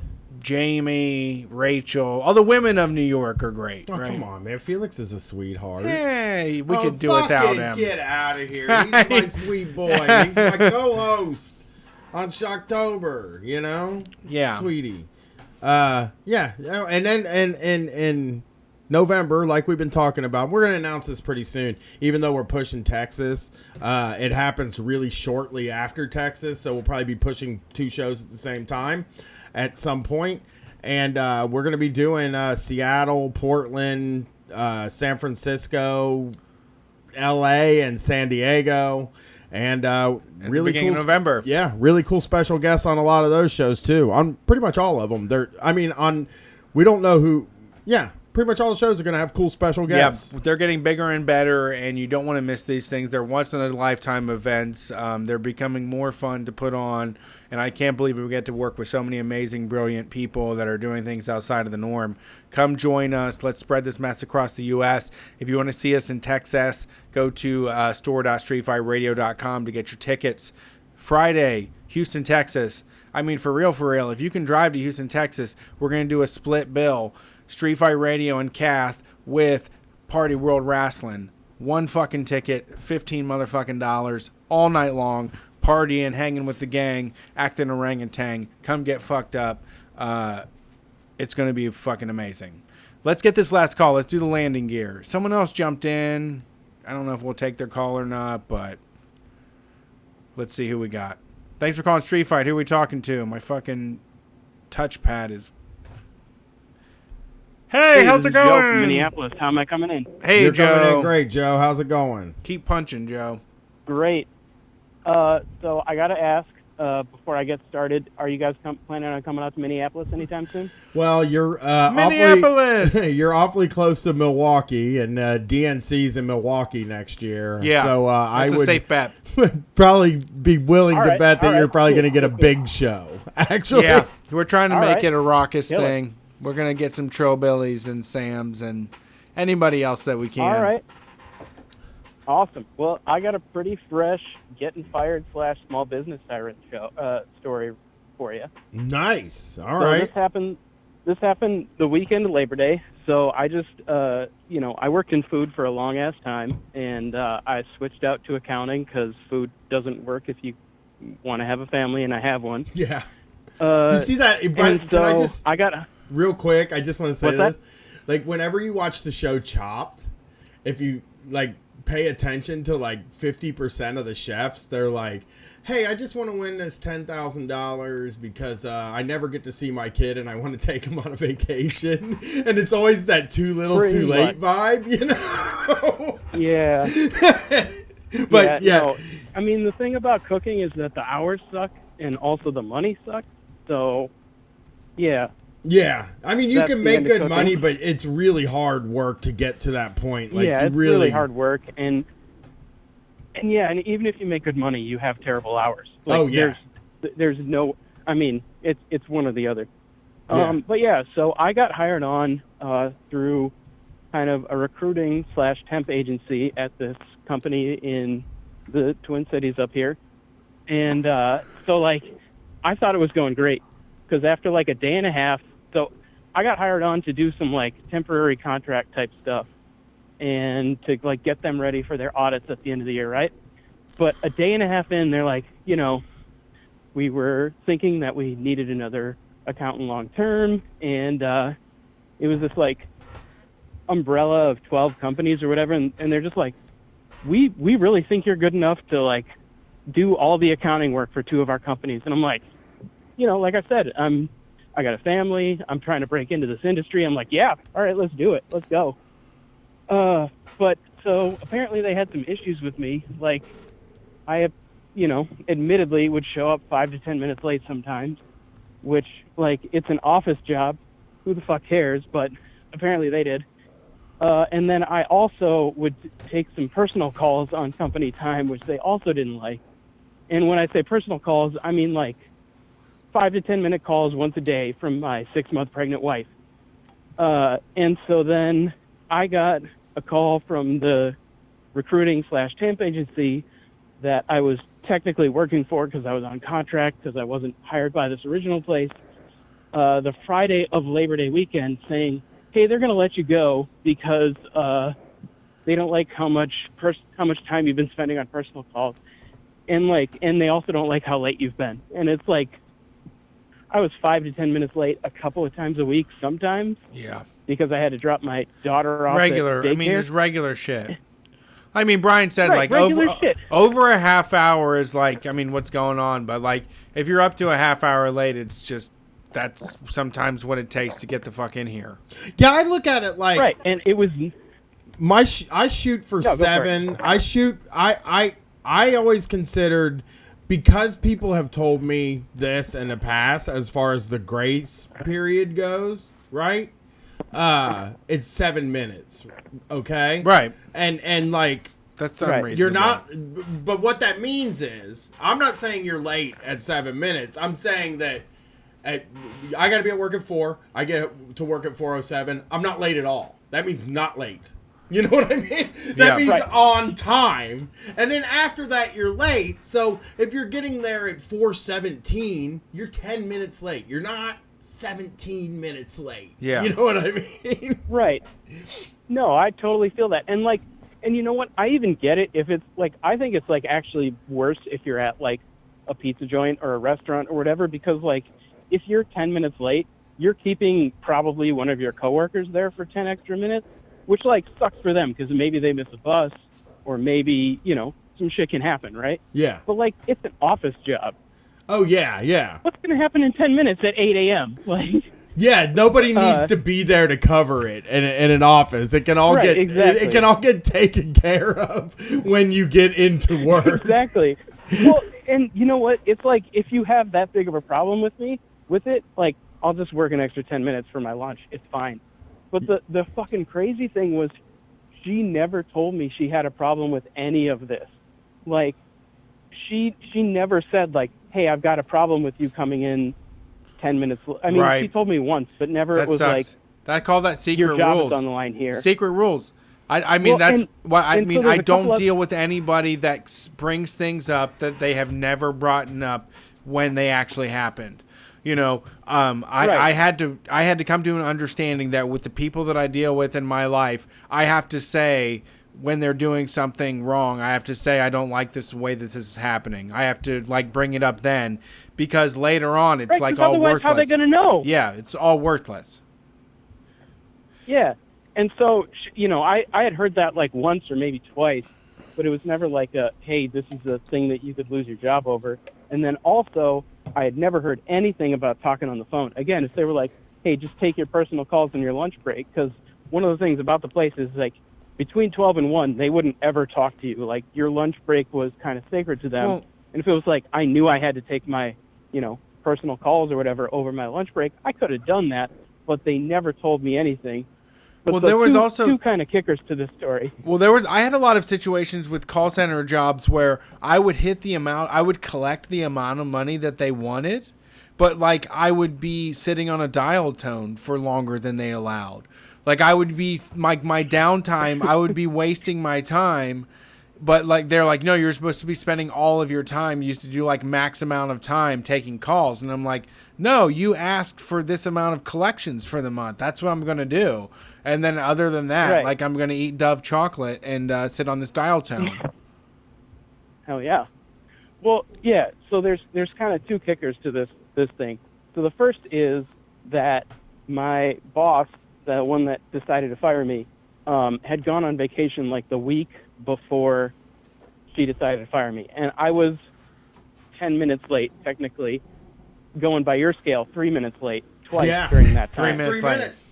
That's how I feel. Nothing to 3 split minutes, hairs yeah. about. That's splitting hairs. Exactly. But so my coworkers snitched on me during that time. They were like, "Yeah, he was here at 8:10 in the morning." But I don't. Yeah. So that's really fucking frustrating. But the thing that's like even most frustrating to me is like, I get it if you think that your job is on the line and you feel like you need to snitch on your coworkers to like keep your job. I don't think that's what this is, but like I get that that's a situation that exists under capitalism. I totally understand that. But what I don't understand is you not like pulling your coworker aside and being like, "Look, dude, you don't know how it works around here, but this is how it works," you know? Not like showing your coworker that level of respect to be like, "Hey, dude, you seem like you're trying. Here's how things work around here. You got to get your shit together." that like baffles me, because especially coming from like the cooking field, like somebody's going to tell you if you're screwing up, you know? Yeah, that's true. It's going to be your coworker. It's going to be your manager. It's going to be somebody. But when it comes to office politics, man, everybody's like a sovereign country. Like, people are just going to watch you slip by. I mean, because it also is, it's weird in a way, because a manager can also pull the tape and find out who witnessed it. And if anybody lied, they can delete them from the business and then go to their boss and say that they saved a whole bunch of money from wasteful employees and shit. Right. Like, it's but again, like a none whole of that prevents you from going to your coworker and being like, hey, dude. That's true. Look, here's how it goes at this place. I definitely, I would always, like, whenever people were talking a whole bunch of mad shit about somebody, I would go to them and be like, you should know everyone's talking mad shit about you. You have to get this squared away, you know? Right. Because that's, like, just basic human respect that you, I don't know, I feel like I would owe, or I'm sure you guys feel like you owe to your fellow worker, you know? Well, I mean, you can make it work. Like, you can find a situation that works, but, like, you know, you have to play the game. I mean, that's what we're all doing here. And when it comes to small business tyrants, it's like, you know, do they have a 7-minute rule? Do they have a 4-minute rule? Like, the places that you find that you can slot into are the ones that are going to make the most sense for your thing. But, like, fuck, it's like, that's all that we're doing is, like, if we are comfortable with the amount of dysfunction that this boss offers. You know, like, everybody else there probably had a similar childhood. It probably has similar circumstances to deal with this kind of shitty boss and whatever their individual way of doling out their, you know, power is. For a small business tyrant, though, there isn't a 7 or 4-minute rule. There aren't. Right, they get to run with what their gut is. Right, there are no hard rules when you work at a small business because, again, like, I could come to work 15 minutes late every day, but they just like me and they think I'm a cool guy and they want to hang out with me, and then some other person comes in 4 minutes late, and they'll just fire them, you know? That's absolutely true. Yep.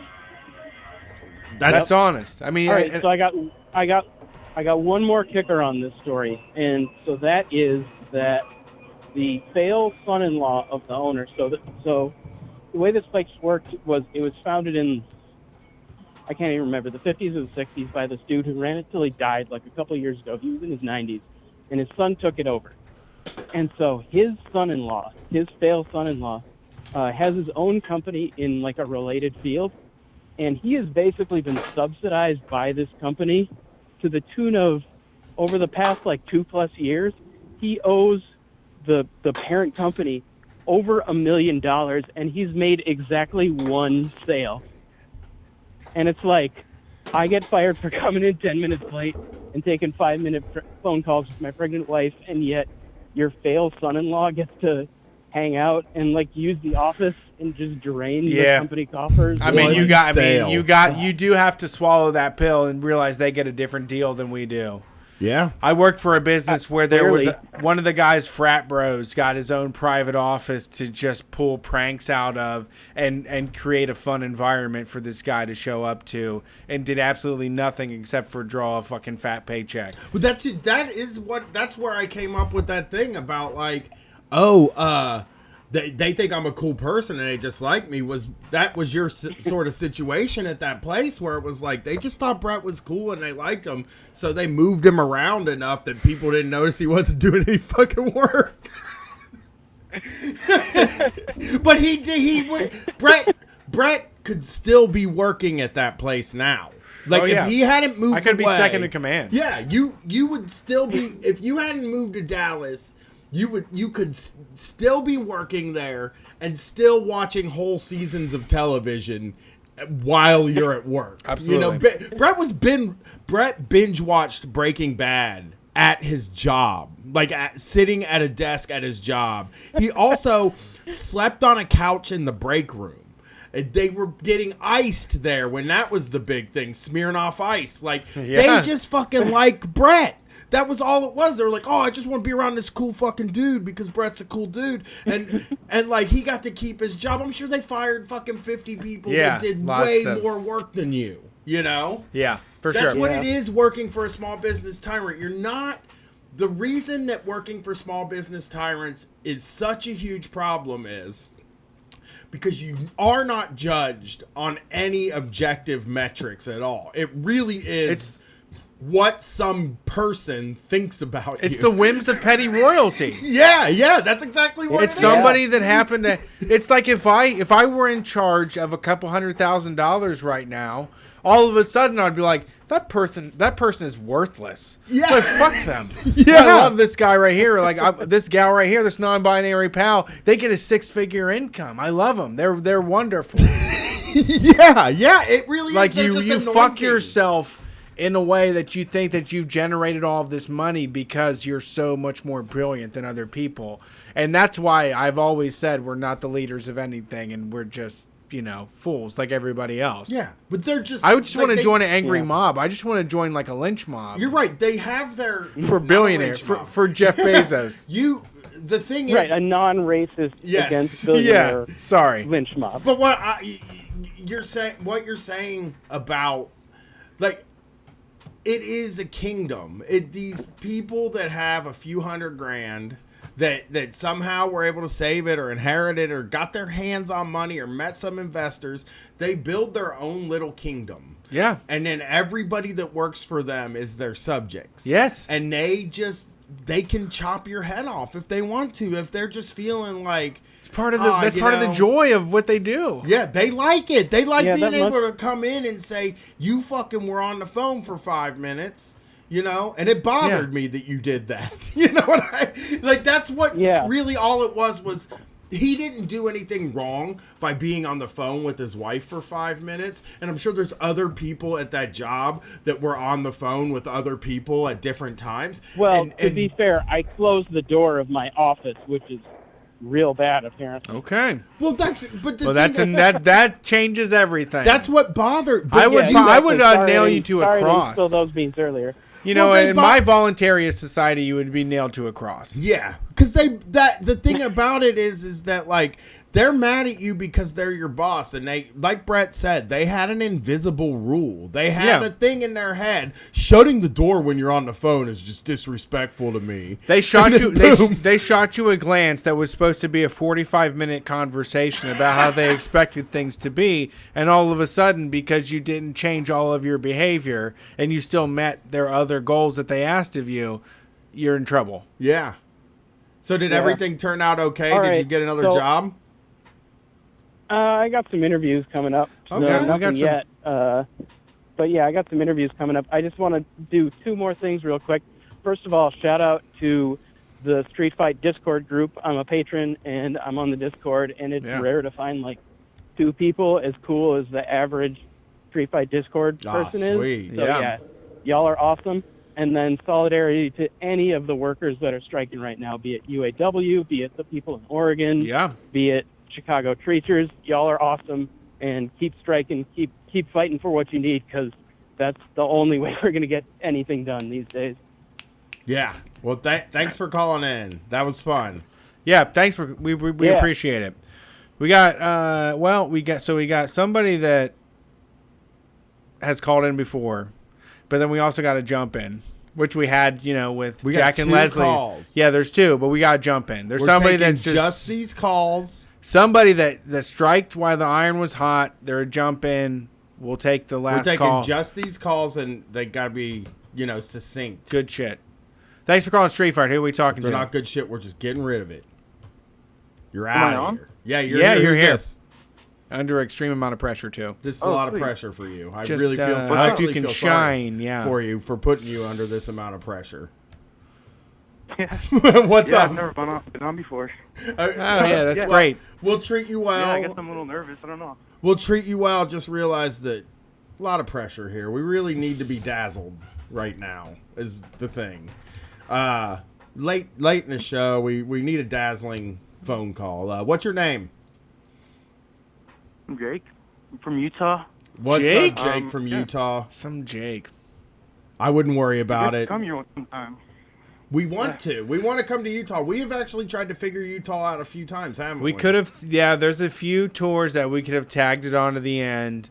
we do need to make it a point to tag it on to like a West Coast or Southwest. It can It's fit in a there. weird part of the it's country. No, It's it's close very to hard. Vegas. It's close to We're California. never going back to Vegas again. We will go to California. Yeah, we're going to We California. could have done probably San twice. Diego, and instead of San Diego, we could have done a Utah. I'll tell you what, Jake. We're doing the West Coast twice a year now, for sure. I think that's Maybe our we plan. get like arrested on there for like an Instagram live story. Maybe we get arrested in Utah. No, I don't want to get arrested in Utah. Oh, okay, dude. smart. But yeah, smart, good idea. But we'll be in Utah. I think like we're gonna do the West Coast twice a year, and we'll tack Utah on there sometime. Yeah, we'll get there. So what's up, You still Jake? got like 3-2 beer and shit there. I don't know. You guys can come to a bar. I'm sure. I'm not 21 yet. I'm 20, no. but Okay. maybe Okay. I finally buy a fake. Maybe I'll buy a fake ID to come see you guys. I don't know. It won't be. We'll sneak you You'll in. be 20. Yeah, we'll get you in. We've done it before. Yeah. I don't know.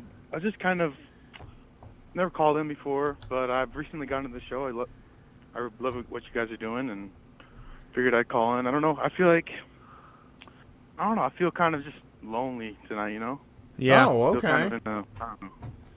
Kind of in a bad place, I guess. But Understandable. yeah. I You get know, lonely I mean- too, but let me tell you something.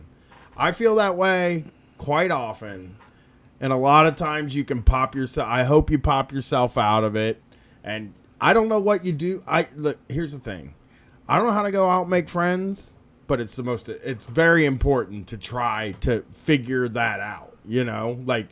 Yeah. I somehow feel very lucky that I met Brett at a time of my life when most dudes quit making friends, you know, and you just, I hope that, I mean, I hope that helps. I don't know where to go, whatever if you're into something, you just, you know, Yeah, I mean, yeah, I gotta say, you know, at 20, you have a lot of life ahead of you, and at this point, it doesn't, you know, you can't make sense of most things. You've been thrown out on your own. You've been kicked out of your nest. That's the American way.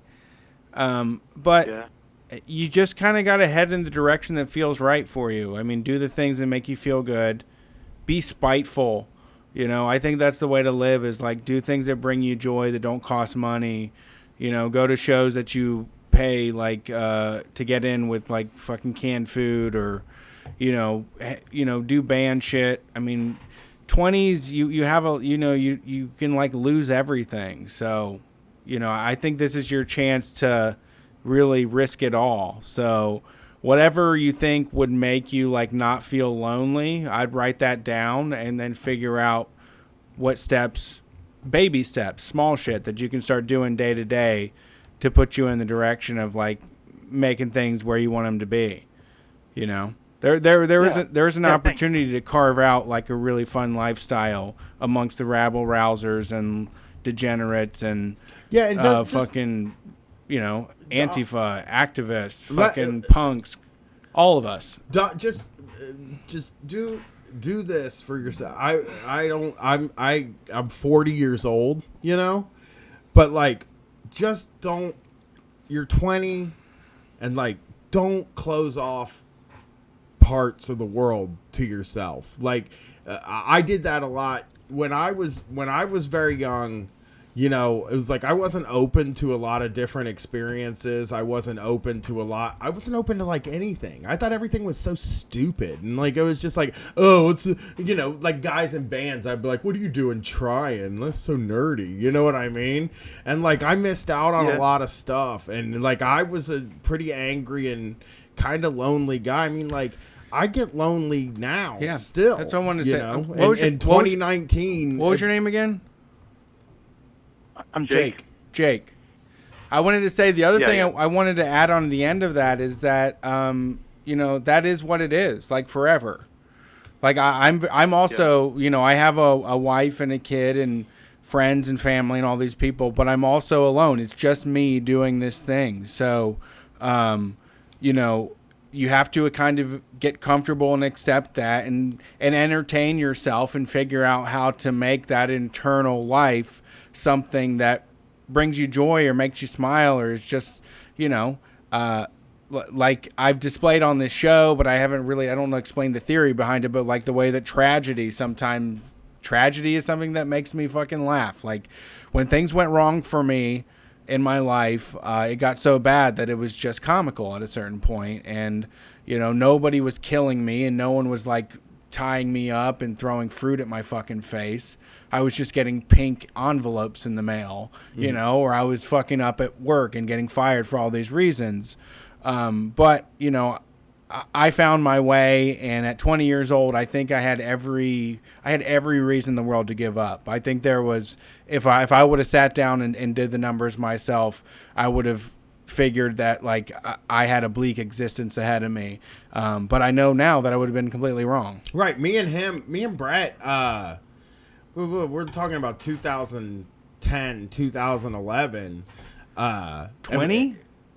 Yeah, when we were 2010, 2011. Oh, were yeah, 30. that wasn't 20, yeah. No, I'm saying you were 30 and I was 35 or something like that. And that's when we started hanging out. And, like, I mean, I was 35 years old and I had convinced myself that it was all over and that I had already done everything. And that was what I was going to do. And that was it. And that's what my life was going to be. And, like, if I'd let that... If I hadn't steered out of that, you know, and it was me and him doing stand-up and stuff like that, we were doing all these things and we were trying all these new things. It, like, if I hadn't steered out of that, I would have just continued going on that way, being, like, pretty unhappy. And you know, you're 20 and you have, like, the world is out there for you. You just gotta... It's hard. You just have to let yourself know that there's things. There is something out there for you. Yeah. I promise there's something out there for you. Yeah. There's something out there for everybody. You're probably right. I feel a little anxious, you know. I feel like the life I built up for myself until now. I mean, I don't mean to like bum you guys out. No, you're not bumming me out at Like, all. we can I'm talk the about same way, buddy. Look, Jake, me and you, I can guarantee you have a lot in common here. I will tell you that, like, I, you know, sort of gear everything toward, like, feeling comfortable because I have an astounding amount of anxiety. You know, like I 100% of the time I feel anxious. Like, I never don't feel anxious. And, like, I'm very afraid of other people, and, like, I'm very afraid to, like, strike up conversations or talk to other people in public. Like, these are things that scare the shit out of me too. And, like, I know how you feel, you know, but it is also, like, I don't know, by some miracle, it was just me going and doing things and, like, deciding, like, that my life wasn't over and wasn't decided. Yeah, that I was able to, like, get myself to a point where I'm a little happy. I'm happier now, but I promise you that, like, I also deal with a lot of the same stuff. So it's not bumming me out at all. It's you're speaking my language right now. Yeah. I mean, if I could say anything helpful, it's just that we talk a lot about, like, you know, raising our own kids and everything. And at your age, I was lying to everybody in the world to say that I had things figured out and I knew what I was going to do with my life. And, you know, I don't think that's like that. I don't think that should be the expectation anymore. I don't think that, you know, that is what we do expect from 20-year-olds. Like, I think that now is a time in your life to experiment, to learn, to put it all on the line. You know, in my life, it was a lot of risking, experiment, and other things.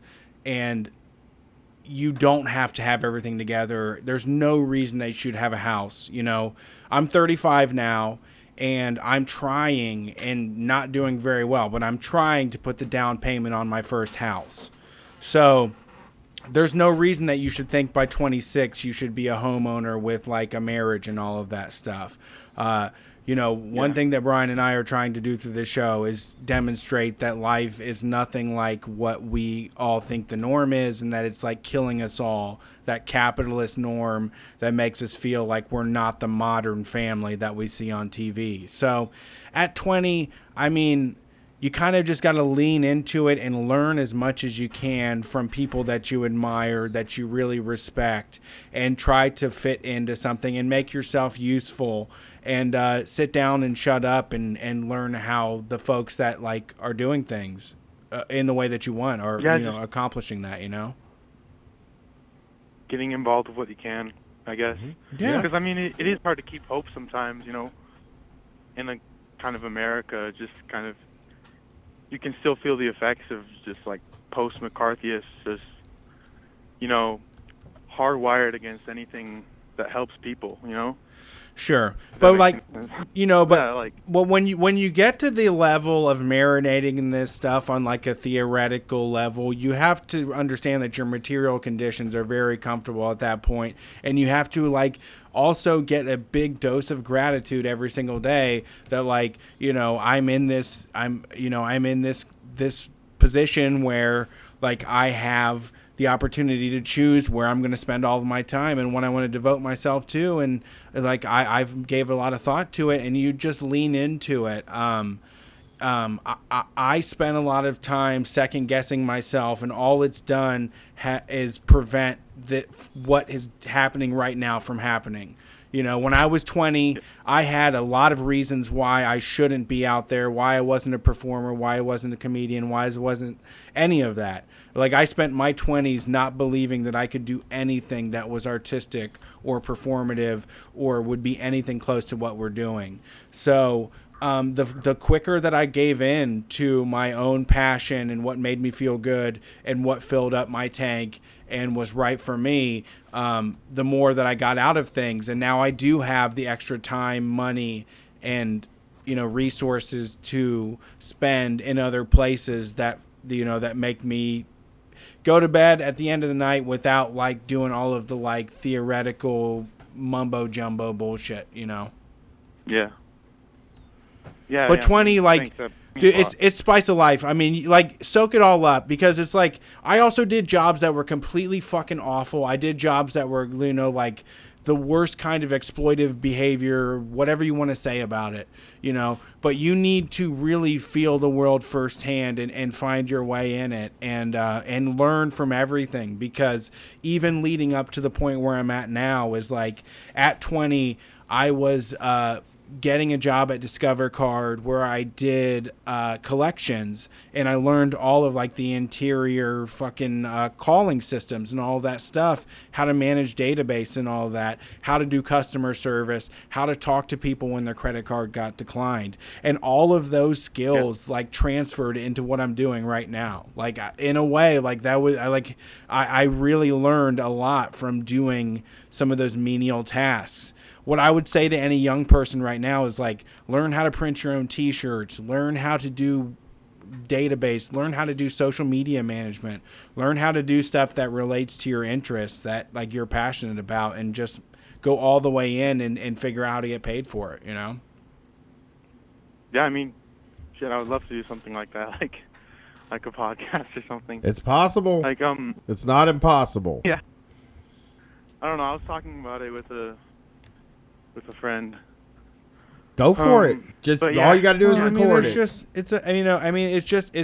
It really is a matter of I spent a lot of time being a scammer, trying to figure out how I was going to live a square life, and I met my wife, and she accepted me for who I am, and I wanted to have some sort of white picket like suburban existence, and she was like, I was never expecting that the whole time. That's not who I fell in love with, and so we have fully adopted like this outsider lifestyle amongst these people that do support what we do, and they're teachers, they are business owners, there's so many people connected throughout this that are radicals that live outside of the norm, and can create an existence that isn't so bad, that doesn't look the best on Instagram, but is way more satisfying when you wake up every single day. You know what I mean? Yeah, I do feel like maybe I should log off. Sure. Because I feel like, I don't know, I just spend too much time, seeking attention online, and it's just, I don't think it's harming. It's like really helping my worldview. 'Cause Yeah. The people I see online are just, shitting on everything. Yeah, miserable. And it doesn't seem like it's hard to, nothing's good enough. It's hard to get out of that I don't know. mindset when you're not online too. Yeah. It's sort of like when you're online and you're shitting on everything. Well, because that's the way but I you- am too. I'm sort of like I'm on there and but I try to like be positive or as positive as I possibly can, and in my everyday life, and I try not to bring that stuff with me. But if it feels like you can't, divorce yourself from it, then maybe it's a good idea not to be there for a while. And it's true. And I also remember being 19 to 24 years old and always doing like an elevator pitch to like every adult that I met. Like every time I met someone that was like over 30, I had to say like, this is what I'm doing with my life, and this is what I plan for my future. It's like you just are like, it feels under an immense amount of pressure to say that you're like very serious about what you're about to accomplish. And I mean, I don't buy into that. Like I really don't think that's worthy. Like of any sort of like, I don't think that you should. I'm like. That was the same pressure that I was under, and I can understand why you would do that, especially with social media. But I also want you to understand that there is like an opportunity to make something that works for you. Brian and I have talked about the way that our business works, and that Brian like lives online and I like to stray away from it. And like the more that I lean into being in control of my relationship with social media, the better things work for us, because like I have my boundaries set. So if you're somebody that needs boundaries and feels like they're being overtaken and you feel uncomfortable about that, like you just have to reset those things in a way that makes you successful, Yeah. Yeah, I mean, I'm just trying to find my footing, I guess. Which is kinda fine. hard. Completely You'll get there. acceptable. You will get there. You're so young. It's time. I mean, it's it just weird takes too. time I mean, being you're an going to adult. like... You're in a weird time in your life too, where like people are expecting you to be grown up, and you're expecting you're going to get tumbled. There's There's like nobody that is giving you advice knew what to do at 20, and they just ran through the gauntlet for 5 years and came out on the other side. I mean, it's an amount of wisdom that comes from sticking to it and like really showing up each day and trying to do better for yourself. I mean, it's so hard to do though. Yeah, I think like the way that I was when I was 20 was that I remember feeling almost like you don't have it figured out the way the other adults do. And then like I realized it took me like 10 or 15, it took me over 10 years to figure out that nobody has it figured out. Like that even my parents were faking. Yeah. And that all the people that are older are fake. We're all faking it.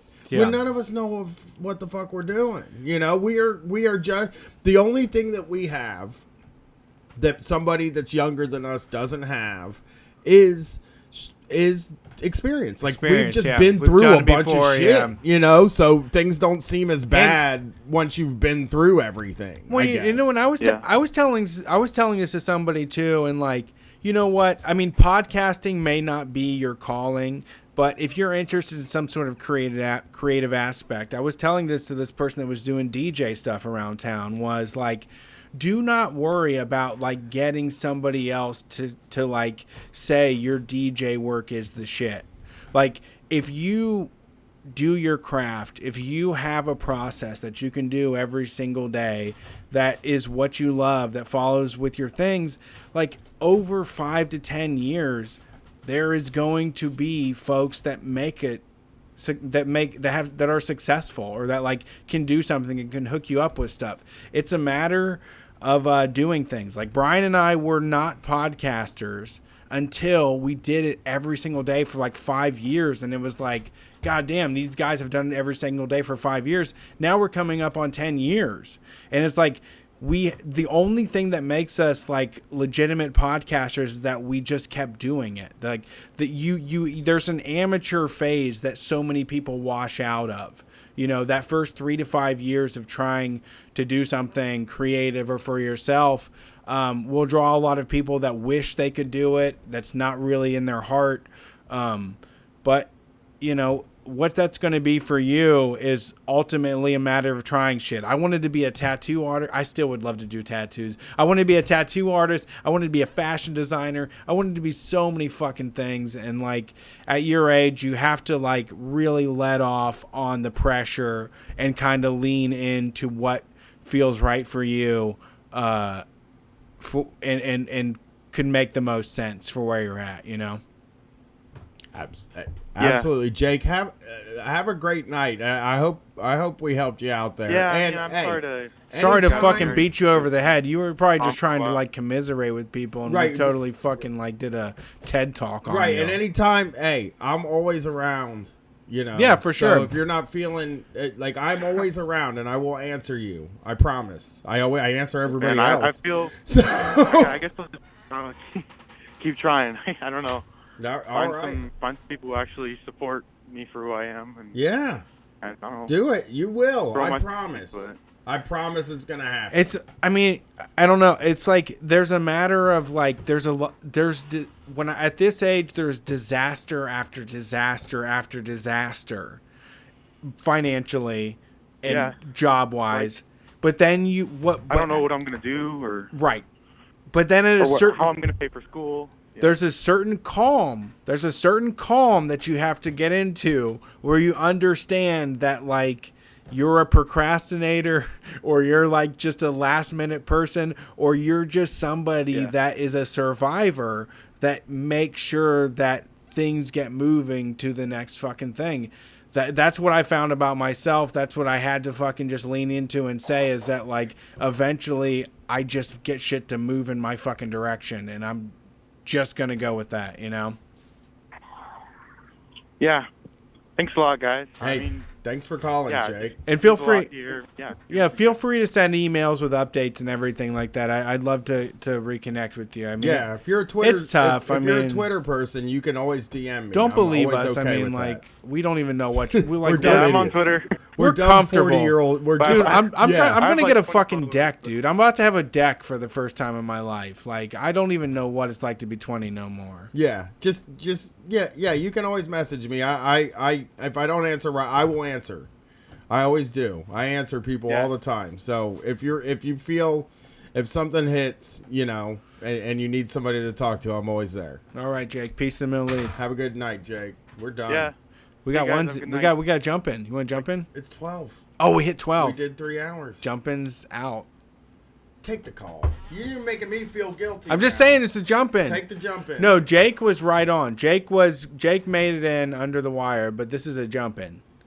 Let's see who we got. All right. I want to see what they got to say. I want to eat an ice cream sandwich and a frozen pizza. Thanks. You're going to make me sit there for an hour and then not take my call. Are you crazy? Yeah. Yeah, we are. who's the We're motherfucking nuts. jump in tonight? Who jumped in? This is Kevin from Chicago. What's up, Kevin? Howdy. What's going on tonight? We're on 23. overtime. We're on time and a half. Yeah, this right is time now, and a so half. I'm what's going to have up? to send a PayPal payment to Brian tomorrow. Well, I What could do you use mean? it. Oh, you're talking like...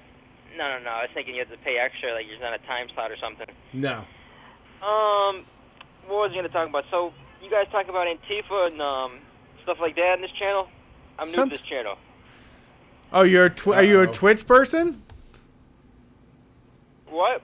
Are you on Twitch? We're the #1 anarcho comedy radio show on any station across the nation. We do it the best on WCRS out of Columbus, Ohio. You don't know who we are? Oh, no. No, but I just learned through YouTube. Oh no, we can't do that. We're not going to pay extra for this bullshit. All right, thanks for listening to Street Fight Radio. We love y'all. Peace out. We'll see you later this Shock-jocking. week on Wednesday. Shocktober's happening next week. Bye. Dude, you just shock that guy. Oh, fuck that guy. Well, he doesn't listen. Yeah, I didn't want to. I might as well try to win somebody over. Oh, that was fun.